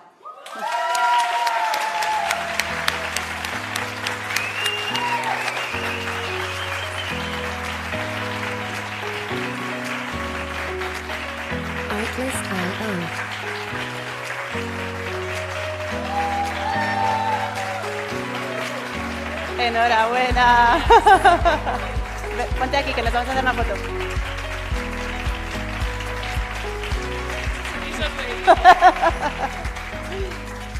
Thank you, Neus. Well, The floor is words, yours. Because I think this is very special. I think this is actually the award that I wanted to win, because this tells me a lot that the message we are giving gets through the general audience, which is also very important, not only policymakers, and also to all my friends who are there voting, and this is very important. And then the message I wanted to give you, first, I hope you don't feel very guilty for eating chocolate. It's just to tell you that, just to be aware that consuming anything has an impact somewhere else. So I think this is enough to get from this conference. And thanks to the organization for the amazing event, and also for all the coaching sessions that I think they give us a lot of useful knowledge that we will need to influence policy making, because it's never easy to work or to increase the impact of our recommendations, especially for sustainability. And yes, thank you very much.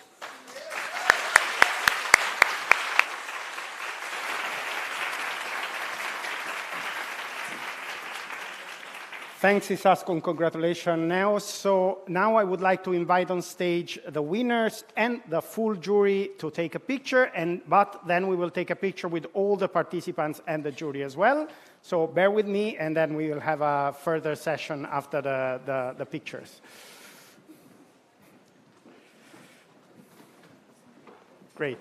Okay, so please, the winner, the jury behind, and the winner here. Yeah.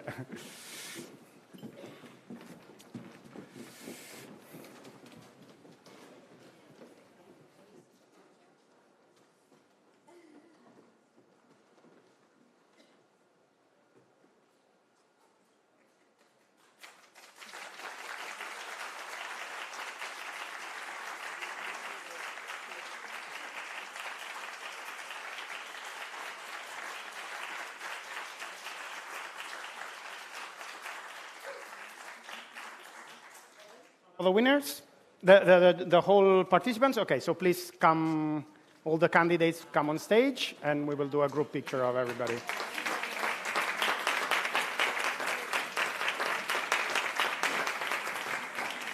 Dime.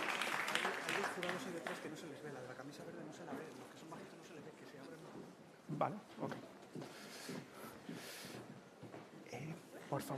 Por favor, si podéis abriros un poco, porque si no, no se verá la cara. Es decir, poneros un poco. Okay, if you can move so that your face will be visible.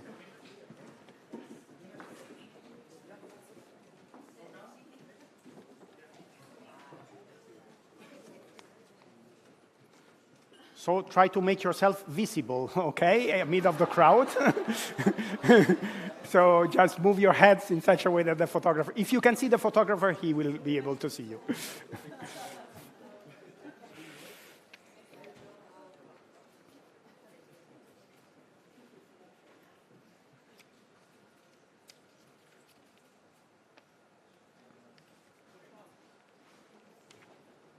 Okay, thanks a lot. Thanks and congratulations once again.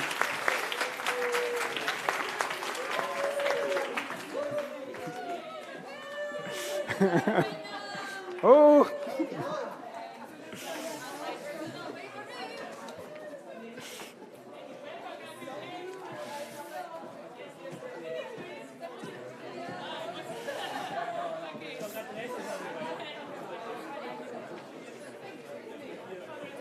You can go down and I call you back. Yeah, don't worry.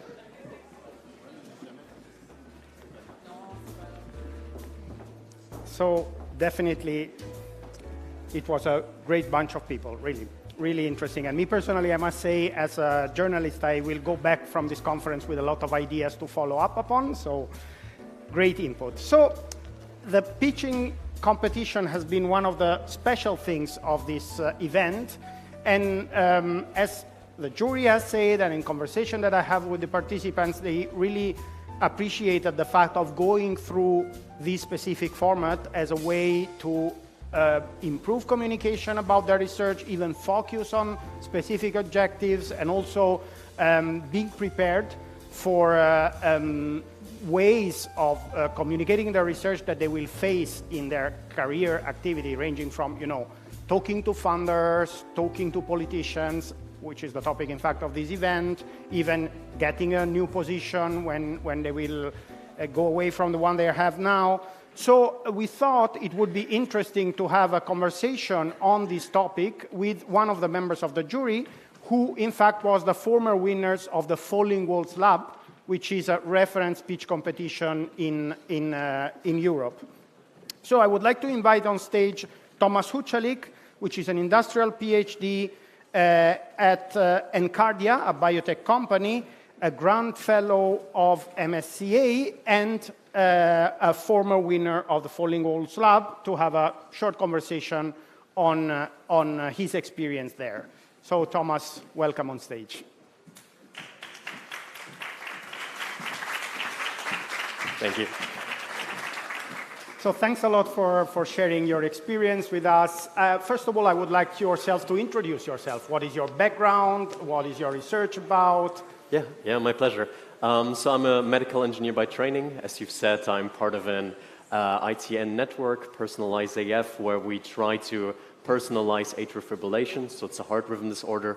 And me specifically, I'm working in the lab with stem cells, trying to create disease models where we find new mechanisms of why this disease arises. Yeah. Okay, great. And could you tell to the people that may not know about it, what is the Falling Wall Lab? I mean, in what it consists? Yeah, so a Falling Walls Lab, pretty much similar to the pitch we did today, right? It's a short pitch session where you show your research, what you did, and exactly like this last year at the MSCA conference, we had such a pitch where 15 of us from postdocs, PhDs showed their own experience, their own projects in just 3 short minutes. Yeah, and I understand it is very applied. There are different Falling Walls categories, and the labs is really on applied research, right? Exactly, yeah, it's very focused on research, on innovation technologies. Yeah. I must say, I was at the Falling Walls some years ago. I think it was in pre-pandemic time, which is now the reference definition, and it was really great. I mean, you get an infusion of new ideas, you get to learn about how people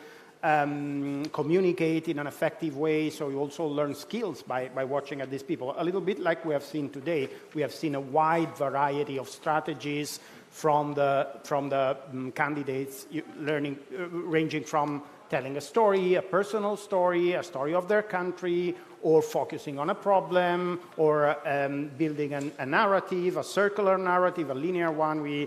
As a scholar in communication, as I am, it was interesting to see how all the different strategies were deployed. Yeah. So I was curious about how you got interested in the Falling Walls Lab, how you got in contact with this experience. Yeah, for me personally, it was through our project manager of the ITN who sent out an email saying, hey, we have this opportunity, would you like to join? And me personally, I did have some experience pitching before from university, so I was generally interested in participating in something like that. It was the first time I did a pitch competition, which I think is probably the same for most of the contestants, but I think it's a great experience, so I would definitely do it again. Okay. Maybe not in this competition, because it was very, tough competition, but... Okay, yes.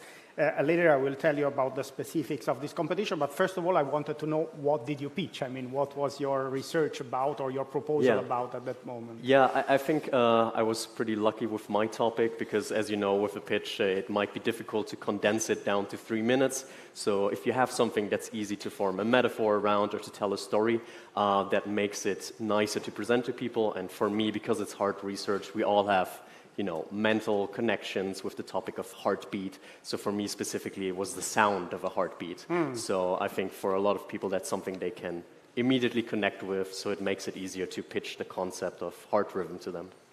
And could you tell me something more about the concept you were working on, and a little bit more about your research on heart? Yeah. So I think the specific disease that we're researching is atrial fibrillation, which is the upper part of the heart is beating irregularly, and it's a quite common disease, mostly for older people.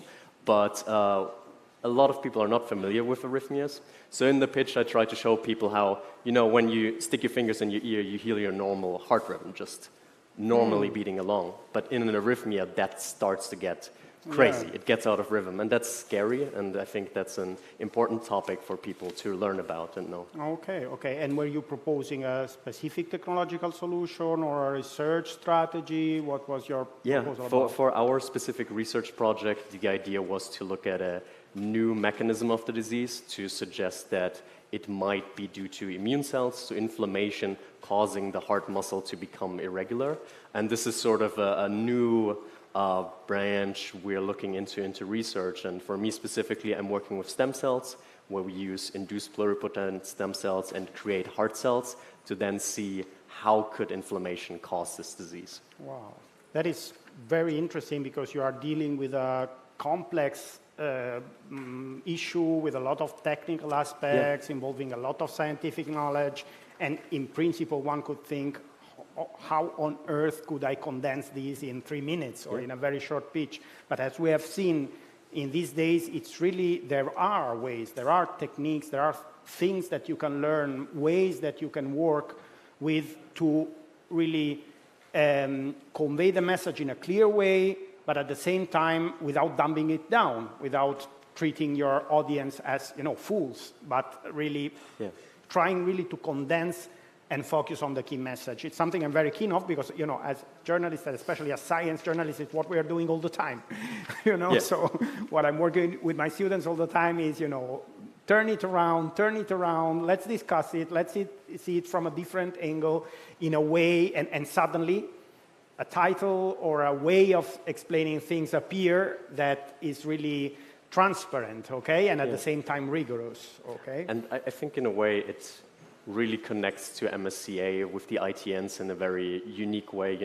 We all share this experience who do MSCA. You have this network with, let's say, 15 other PhD students with other postdocs, and they might not be in the same field. For me specifically, I'm a lab person, I work with cells, but we have other people who do computer modeling, who do animal testing, who do machine learning, and we're far away, but we're still on the same topic, so we need to be able to communicate, show what is the research we're doing, what is the overlap, and I think that's a very unique and amazing aspect of these networks. Yeah. In fact, I must say something that I've been working first as a scientist and then as a science journalist for now 20 plus years, and I've seen a great change in how the scientific community perceives these issues. So when I started, it was seen as, we must do our work, serious work as scientists, and communication is something annoying that you have to do, with this crazy guy calling you and whatever.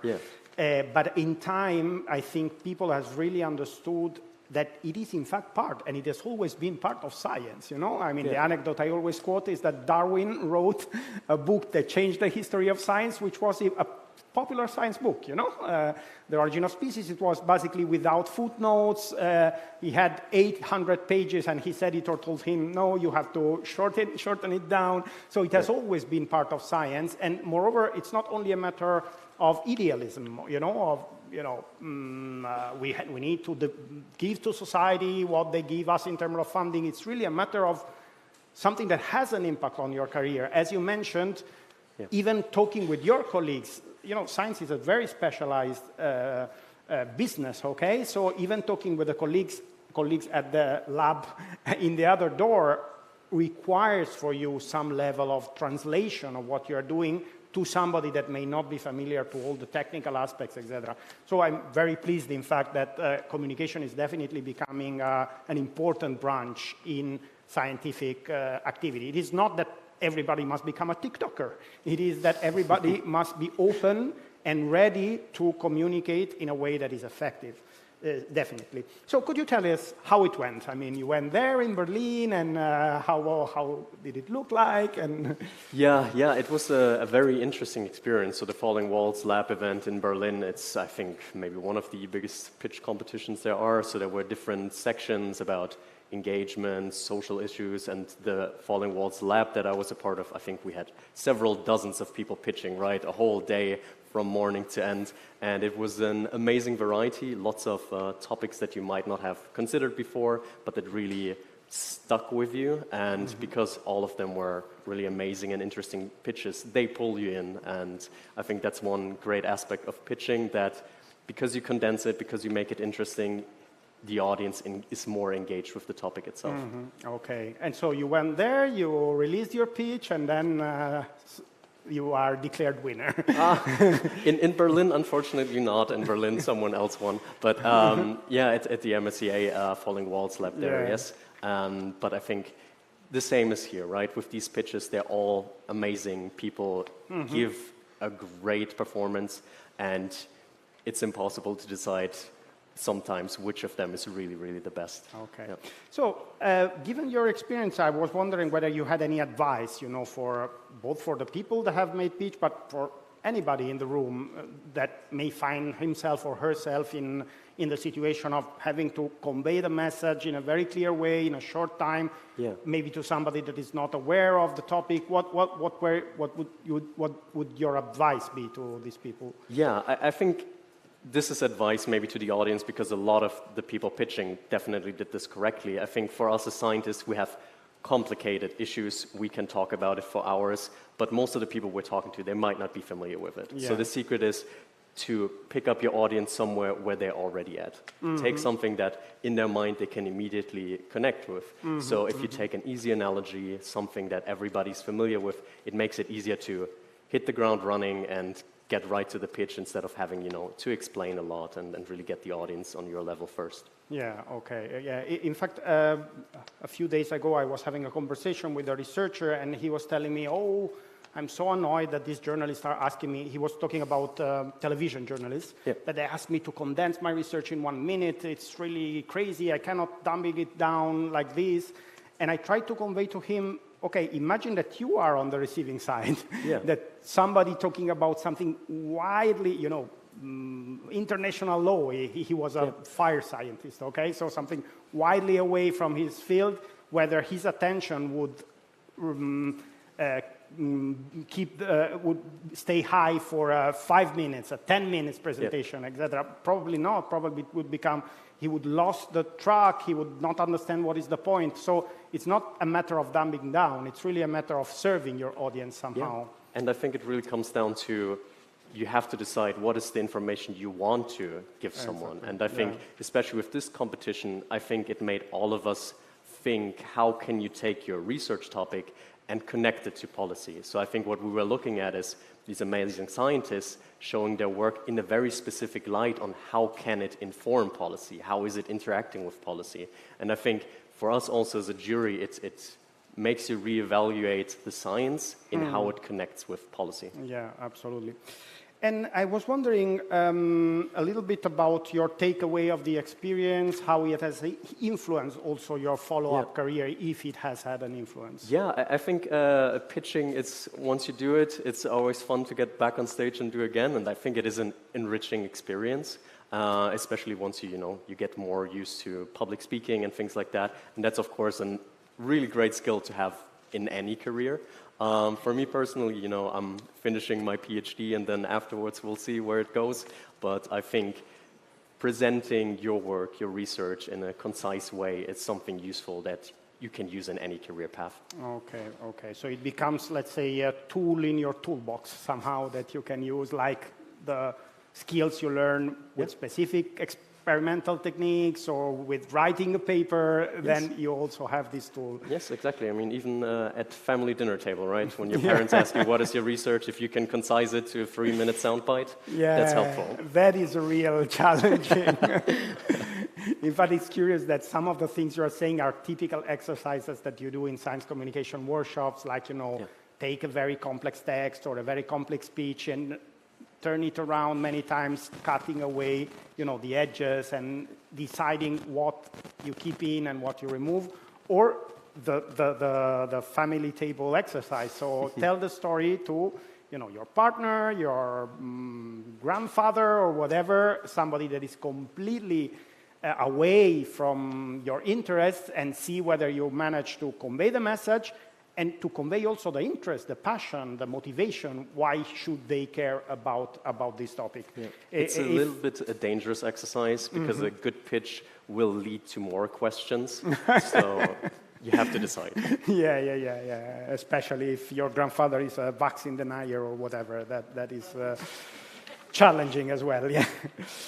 Okay, so I was wondering about the follow-up story of your pitch. Were you able to work more on that specific topic, or do you move to other fields? I mean, what happened afterwards? Yeah, I think we all as researchers are familiar with you start with one question and it just keeps going. And especially with the process right now, we're condensing things into a paper and bringing it to publication, and revisions take time. But yeah, we started out with this topic and we followed up, looking into mechanisms, investigating specific genes.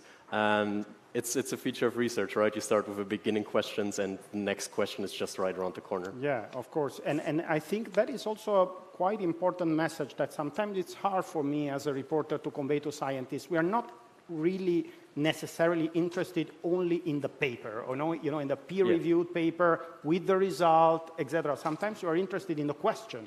Okay, that is also a topic of reporting. If the question is new, if it's controversial, if there are, 3 possible answers, and we can go through them. So I think, and also the process, science, depending on, how you tell it, it can be really a fascinating enterprise, People is doing all sorts of things. There are life trajectories that are extremely fascinating.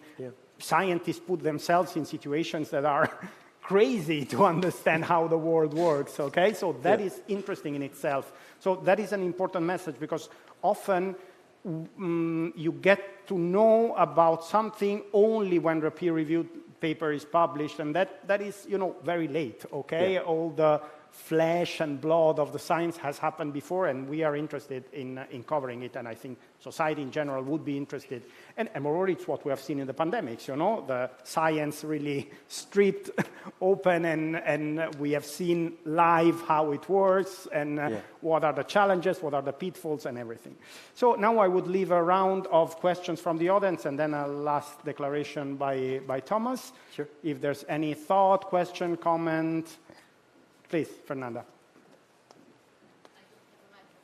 Sure, I can just repeat the question. Yeah, but for the streaming, it would be nice if somebody could bring her a mic.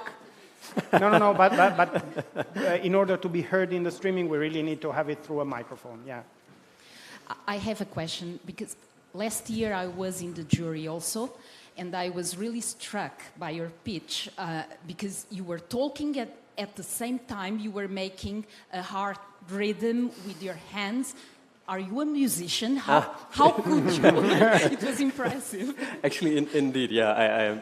I think it's interesting how these things can suddenly overlap. Yeah, I used to play musical instruments and engage in music, and it was fun that this overlaps. These topics of rhythm, they both connect to the heart and music. So it was nice to see how in the pitch that kind of united in a way. Yeah. Thank you. Great. Any other question, comment, remark?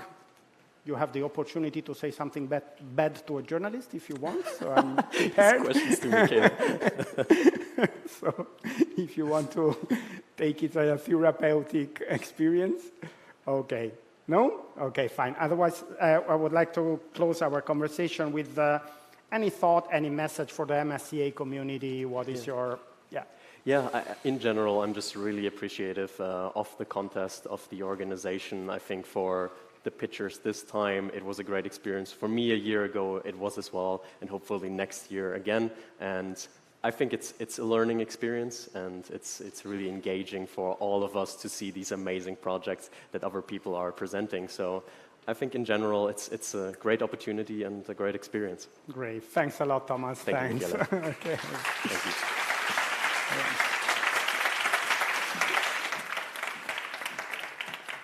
Okay, great. So thanks again to Thomas. Congratulations to everybody. Now I will check his video with the drumming of the heart.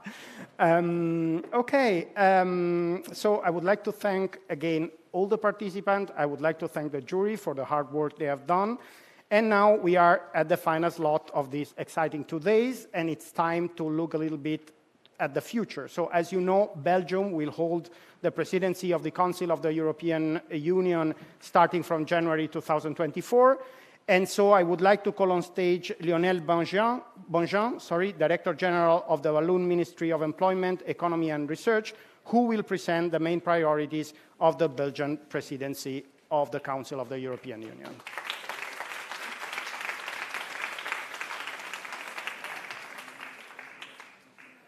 welcome Lionel Bonjon. The floor is yours.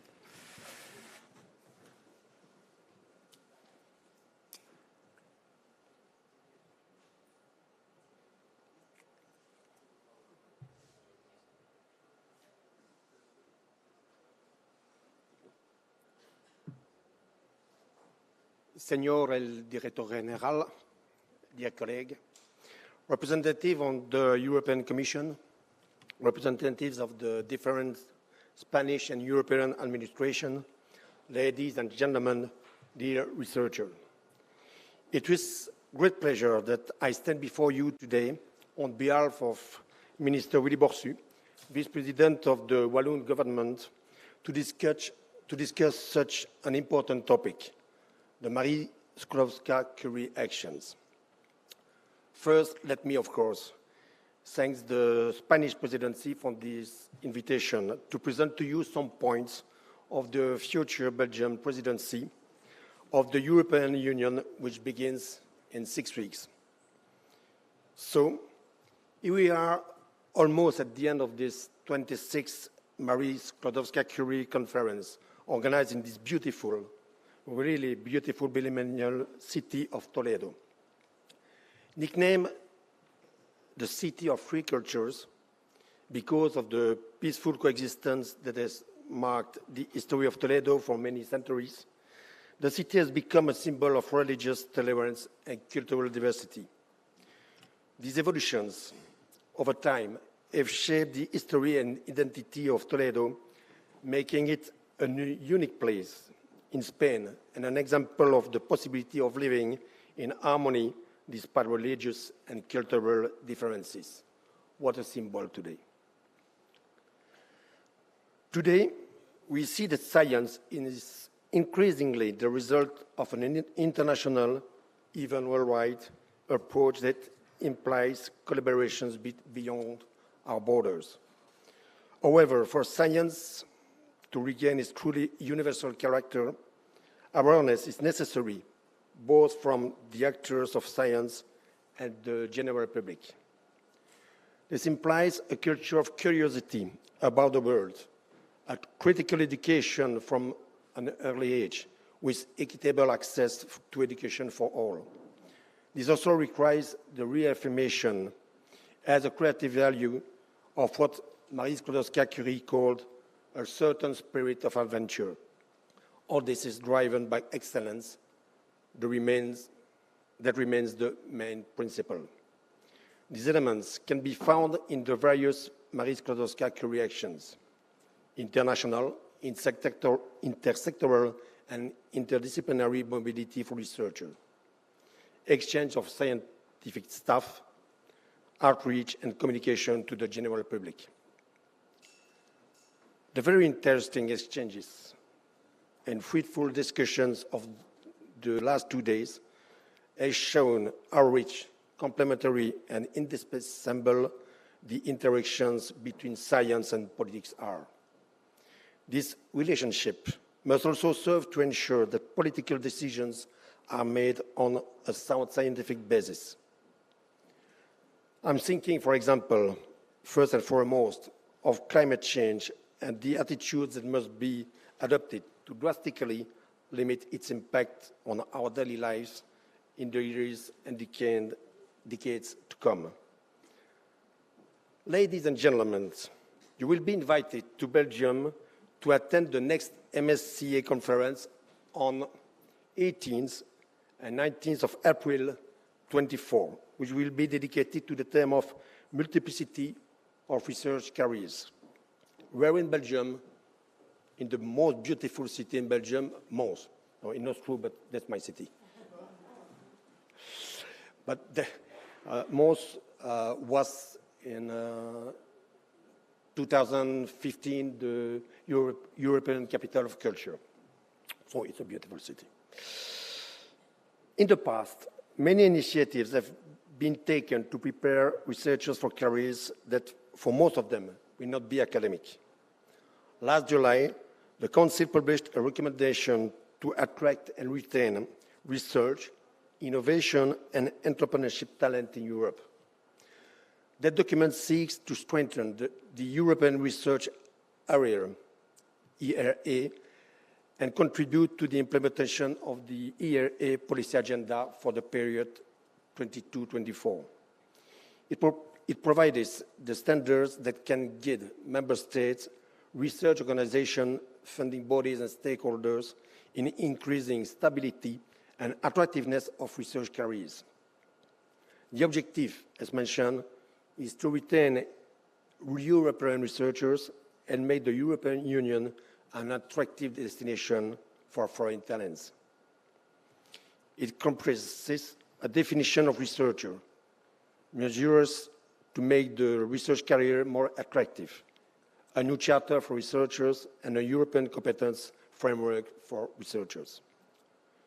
As you know all, the Marie Sklodowska-Curie Action supported researchers for over 25 years, advising training, skills, and career development, structuring impacts on organizations, promoting international visibility, addressing gender imbalances, and notably amplifying best practices through initiatives like the doctoral network actions, fostering collaborations between academia and industry for transversal skills and intersectoral mobility.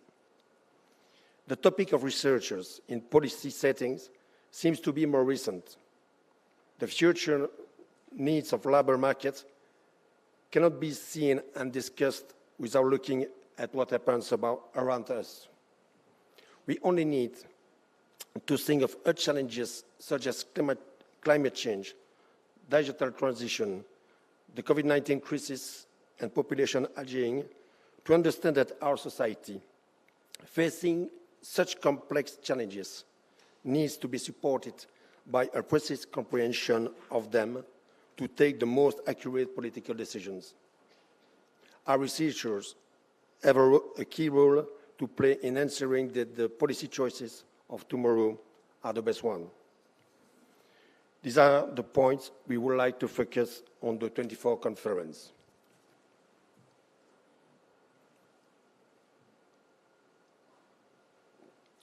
But the general agenda is also, Belgium agenda is also ambitious. The challenges we are facing today are growing in complexity and require cross-disciplinary and collaborative approaches at all levels. Belgium will focus on three priorities that are, firstly, the strategic autonomy. The Belgian presidency will stress the importance of research and innovation in strengthening and modernizing the European industry to achieve more open strategic autonomy in health, clean tech, food, digitalization, and disruptive and key enabling technologies, such as artificial intelligence, advanced materials, or life science technologies. These disruptive and innovative technologies are crucial for the decarbonization and digitalization of the European industry and substantially impact many aspects of society. It is also important, I think, that all stakeholders be involved in this decision-making process, in particular researchers. We also must secure the industrial deployment of our new technologies to support productivity and growth. The green and digital transition of our companies, and notably our SMEs, should be also supported. In addition to financing, access to expertise, demonstrators, industrial pilots, testing and experimenting facilities can help to accelerate market uptake of new technologies. An ambitious EU strategy in this field is needed. In that context, Belgium fully subscribes to the fourth flagship of the European Innovation Programme, which aims to create a talent pool for Europe and attract 70.5 million of students and over 1 million researchers. Then, second point, second priority, the valorization of research results. Belgium will also address the issues and opportunities related to the valorization of research results, aiming to better disseminate research knowledge outside purely scientific cycles. This will notably reduce the innovation gap we reflect over the Valley of Death and better connect ecosystems, leading towards the EU industrial recovery, but also, more generally, to promote a society in which science fully plays its driving role. Developing our regional innovation ecosystems based on smart specialization strategies and interconnecting them across Europe has a strong potential to shape new key EU value chains and trans-European initiatives, and to better connect innovators with the European markets. The European Union has a role to play in facilitating such cross-regional collaborations. Furthermore, we see a huge potential in a better connection between European, national, and regional policies to support the development of those innovative ecosystems. And finally, the reinforcement of research and innovation in our societies. More generally, Belgium will promote a society where science will be able to play its key role. My country will also pay particular attention to STEAM and science dissemination, for which 2 conferences will be organized. The first is titled, Do we really need science communication? You have understood the importance on science communication. The second is called Combining SSA Edge and STEM expertise in evidence-informed policymaking. Ladies and gentlemen, I do not want to be any longer and will conclude my closing speech here. I would like us to remember that we are bound by a common destiny and a common goal. Together, we can build a stronger, more resilient, and united Europe for the benefits of all our citizens. Belgium is ready to take up this challenge, and we look forward to working closely with our European partners in a spirit of solidarity and cooperation. See you in April in Mons.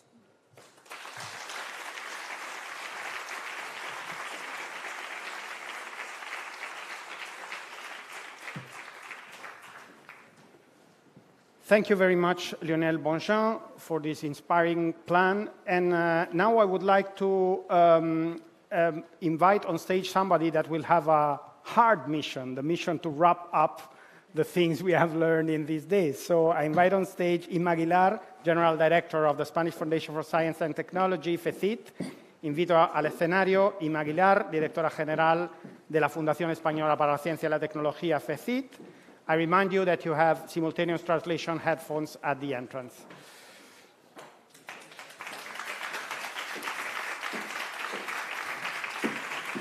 Bienvenida, Inma.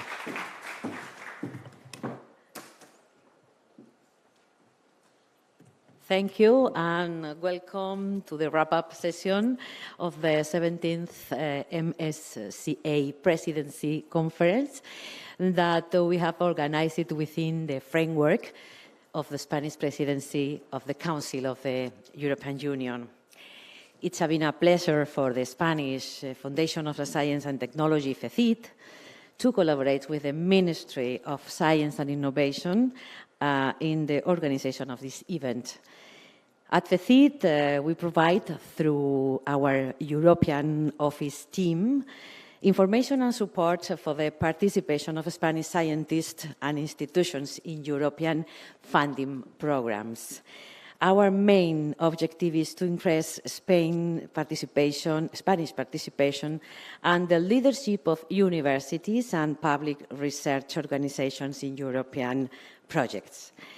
I'm going to continue in Spanish, the language that we share with 500 million people in the world, with your permission. Dentro de nuestro apoyo, el que hacemos desde FECYT al Ministerio, somos el punto nacional de contacto de varios programas de Horizonte Europa, como el European Research Council, también del Clúster 2, Cultura, Creatividad y Sociedad Inclusiva, de los programas transversales y, por supuesto, de MSCA, el programa motor de este encuentro.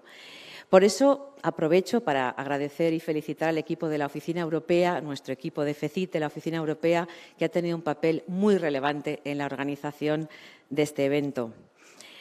Durante las sucesivas presidencias del Consejo de la Unión se celebran conferencias resaltando siempre la importancia de este programa del MSCA para la construcción, el mantenimiento y la mejora del espacio europeo de investigación. Aquí lo hemos visto de manera palpable. Como ejemplo más cercano tenemos los planes de la presidencia belga, que acaba de compartirnos el director general del Ministerio de Empleo, Economía y Empleo de Valonia, el señor Lionel Van Jean. En el caso de esta conferencia hemos puesto el foco en la diversidad de la carrera investigadora y en cómo la ciencia en Europa puede contribuir a hacer frente claramente a los retos globales, fomentando mayor acercamiento al desarrollo de las políticas públicas.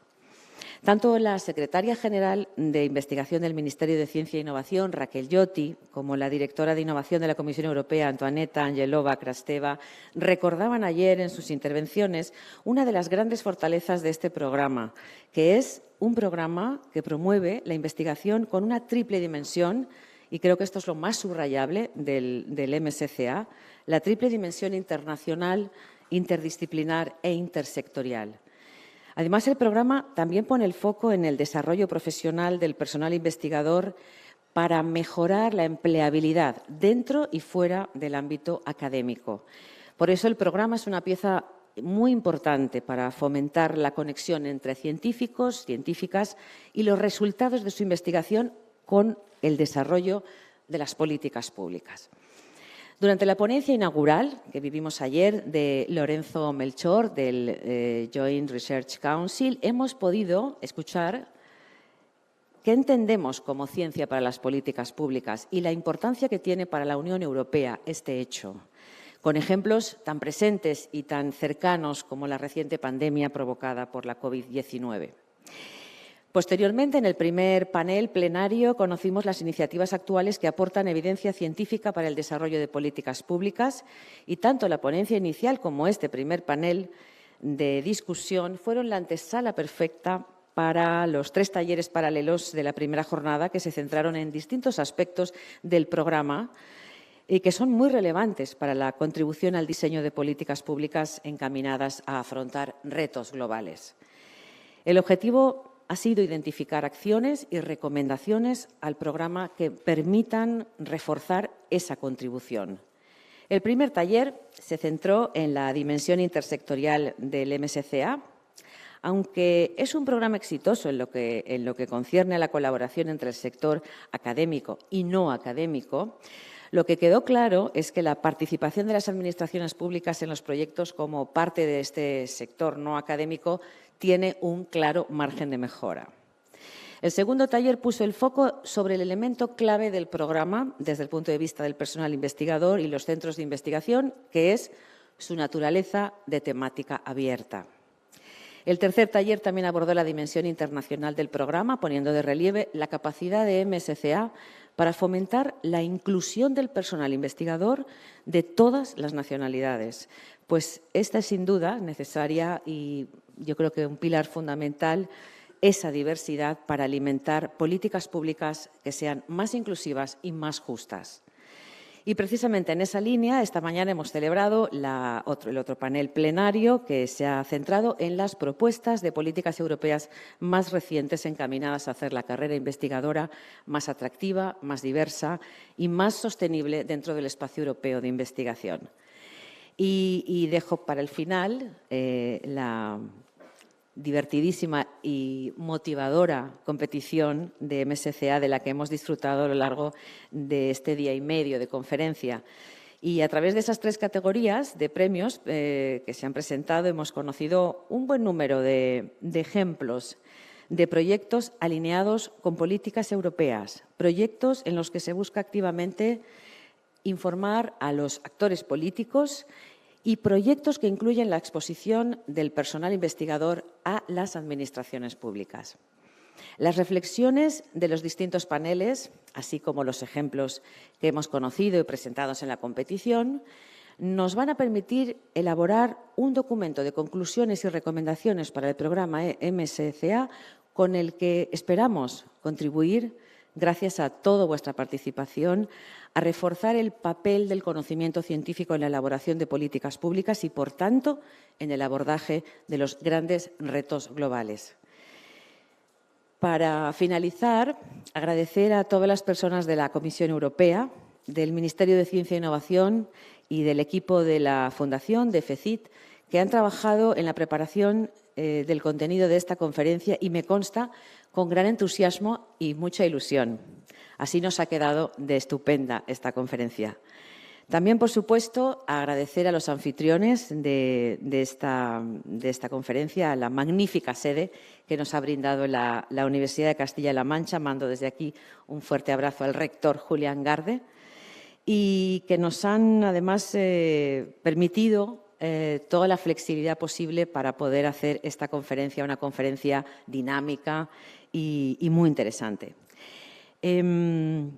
Por supuesto, también agradecer a todas las personas que habéis intervenido durante el evento por compartir vuestro conocimiento, vuestra experiencia, vuestro talento y vuestro buen rollo también. Así como a todas las personas que habéis participado, no solo presencialmente, sino también que nos habéis seguido por streaming.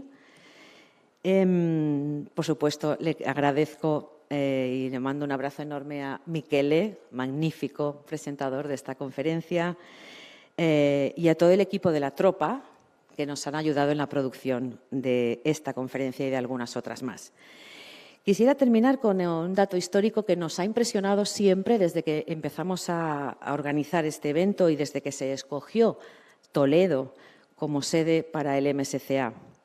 Y es que, seguro que muchos ya lo sabéis, en 1919 Marie Curie visitó este lugar, entonces era una fábrica de armas. La investigadora visitaba Madrid con motivo de el primer Congreso Nacional de Medicina que se celebraba en Madrid. Curie y su hija, Irene, que ya sabéis que junto a su marido recibió el Premio Nobel de Química en el año 1935, ambas visitaron esta fábrica de armas que había realizado varias aportaciones a la exposición de medicina e higiene que se celebraba como una actividad complementaria del Congreso. Bueno, y con este pequeño detalle, ¿no?, recordatorio a la figura de Marie Curie, yo pues, simplemente desear y tengo la esperanza de que esta conferencia y el hecho de haberla celebrado en esta maravillosa sede sirvan también como homenaje a la figura de Marie Curie y al de todas las mujeres de la ciencia. Gracias.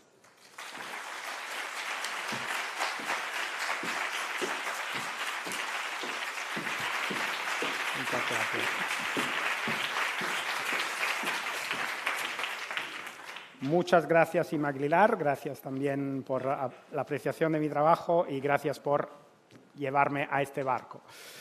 Thanks a lot, Ima. And now it's time to close this event. So I would like to invite on stage for the farewell speech Gonzalo Arévalo, Director General of Planification of Research at the Spanish Ministry of Science and Innovation. Invito al escenario a Gonzalo Arévalo, Director General de Planificación de la Investigación del Ministerio de Ciencia e Innovación.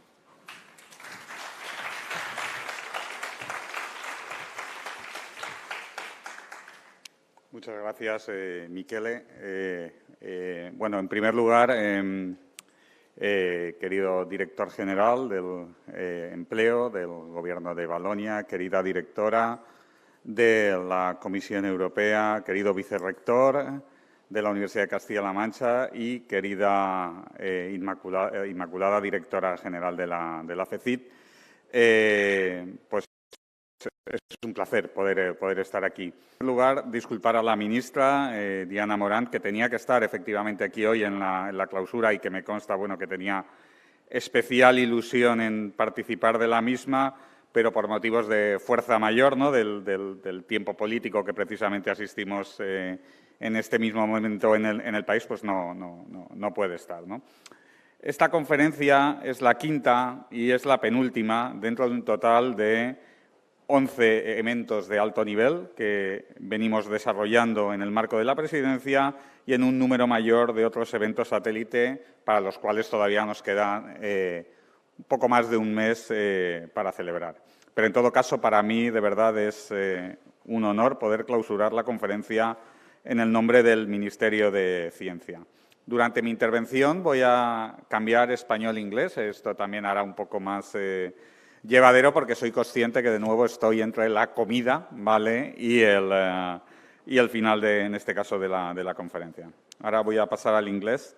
Many of the elements promoted by the MSCA program in general and specifically those discussing during these sessions aligns very well with the scientific policy lines that we have been carrying out in Spain in the recent years. As you have been able to oversee through the various presentations, and thanks to a large extent to the support and inspiration from the European Commission and from other member states, we are carrying out a significant reform of our research and innovation sector, precisely placing people at the core of this transformation. On one hand, the update, as I spoke before, of the national regulatory framework was needed, but above all, because human resources are the most precious asset we have, upon which the entire system rests. Therefore, elements such as the most outstanding research infrastructures or the best space and programs remains a necessary complement to the main research, which is the human factor operating them. Neither in Spain nor in Europe, in general, we can afford to lose even a drop of talent, which is an essential value for tackling the significant challenges our society faces. We acknowledge that human capital is our great legacy. We are aware that we need all disciplines to address global and complex challenges, as this conference has also highlighted. Sorry, again, I switch to Spanish. Otra similitud que encontramos entre esta conferencia y las actuaciones que estamos llevando a cabo tiene precisamente que ver con el impulso del rol que se puede tener desde los sistemas de investigación e innovación para ayudar en la toma de decisiones, para lo cual es efectivamente necesario consolidar esta actividad, reconociéndola como propia de los investigadores, pero también actuando, como se ha referido, en el lado de los policy makers para un mejor conocimiento del entorno de la investigación. El tercer elemento al que quisiera hacer referencia como valor común es el de equidad e inclusión, donde podemos entender y empatizar totalmente, precisamente, con la mujer que recibió no uno, sino 2 premios Nobel, pudiendo imaginar las barreras, dificultades y retos que tuvo que superar como investigadora y científica en una época en la que el papel que se le daba a la mujer en la investigación era más que limitado. Efectivamente, la inclusión va más allá, pero sin duda el ejemplo de Marie Sklodowska-Curie es del todo inspirador al efecto. Esto que ahora puede parecer lejos es un trabajo que sigue siendo muy necesario hoy en día para obtener una total equidad e igualdad de género en el ámbito de la investigación y la ciencia. Pero creemos y debemos que no sea necesario tener muchas Marie Sklodowska-Curie de manera que de manera individual rompan barreras, sino que las medidas y programas y políticas que promovemos desde el ámbito del público sean las que se anticipen a estas dificultades. Vuelvo al inglés. Addressing now to the MSCA program, its contents and objectives, we can be certain, as we have seen during these days, that it's perhaps the flagship program of European science precisely because of the common factor underpinning all its action, mobility.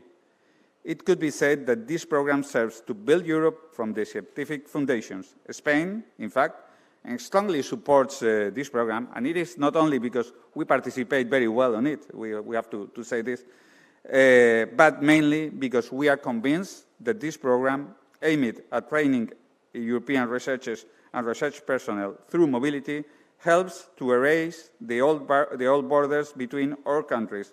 It serves as both as a magnet and an exporter of talent, a fundamental element within the European research area. Similar to how within the universities, as we are here it is very well known, the Erasmus program, the same awareness is emerging in the research field, where everyone involved in research knows about the Marie Sklodowska-Curie actions and the opportunities and potential it offers. Therefore, even though it might be a bit earlier to discuss now on FP10, but we believe there should be no doubt not only about maintaining this program, but also continuously enriching, imparting that European touch to research right from its very early stages. I switch to Spanish, but this will be the final time I will speak in Spanish. Como herramienta transversal a este programa y al resto de recursos humanos, me gustaría referirme al enorme trabajo que se hace desde Euraccess y a la red de Euraccess España, que se gestiona desde la Fundación Española de la Ciencia y la Tecnología, tan fuertemente vinculada a este programa y a la vocación de internacionalización y movilidad del talento. And now I switch to English, and this will be the end, okay? In order to conclude, as mentioned yesterday, the Presidency of the Council has been a very fruitful moment of dialogue with Member States and the Commission, working together to strengthen the role of scientific knowledge in shaping public policies and thus addressing major global challenges. This priority, which has been under discussion this semester, we hope will materialize in the conclusions in which we have been working on, eagerly aiming for their approval at the next Competitiveness Council next 8th of December, elevating then the public value of science as a fundamental element for well-being of citizens. Moreover, this priority directly impacts the development of a scientific and research career beyond the academy, fostering new professions and professional development paths for research personnel, aligning with the recommendation proposed by the European Commission. I don't want to conclude without expressing my gratitude for the excellent work carried out by all the entities involved in the organization of this conference. The European Commission, the ministries team formed by the Spanish Foundation for Science and Technology, the technicians and support staff, and of course the University of Castilla-la-Mancha, which hosted here in the Toledo's campus, and also the regional government that gave us the support and that was here yesterday in the opening session. Thank you again. I hope that you can have, all of you, a safe journey back home, filled with new ideas to implement and full of positive energy that this wonderful event has provided to us. Thank you very much.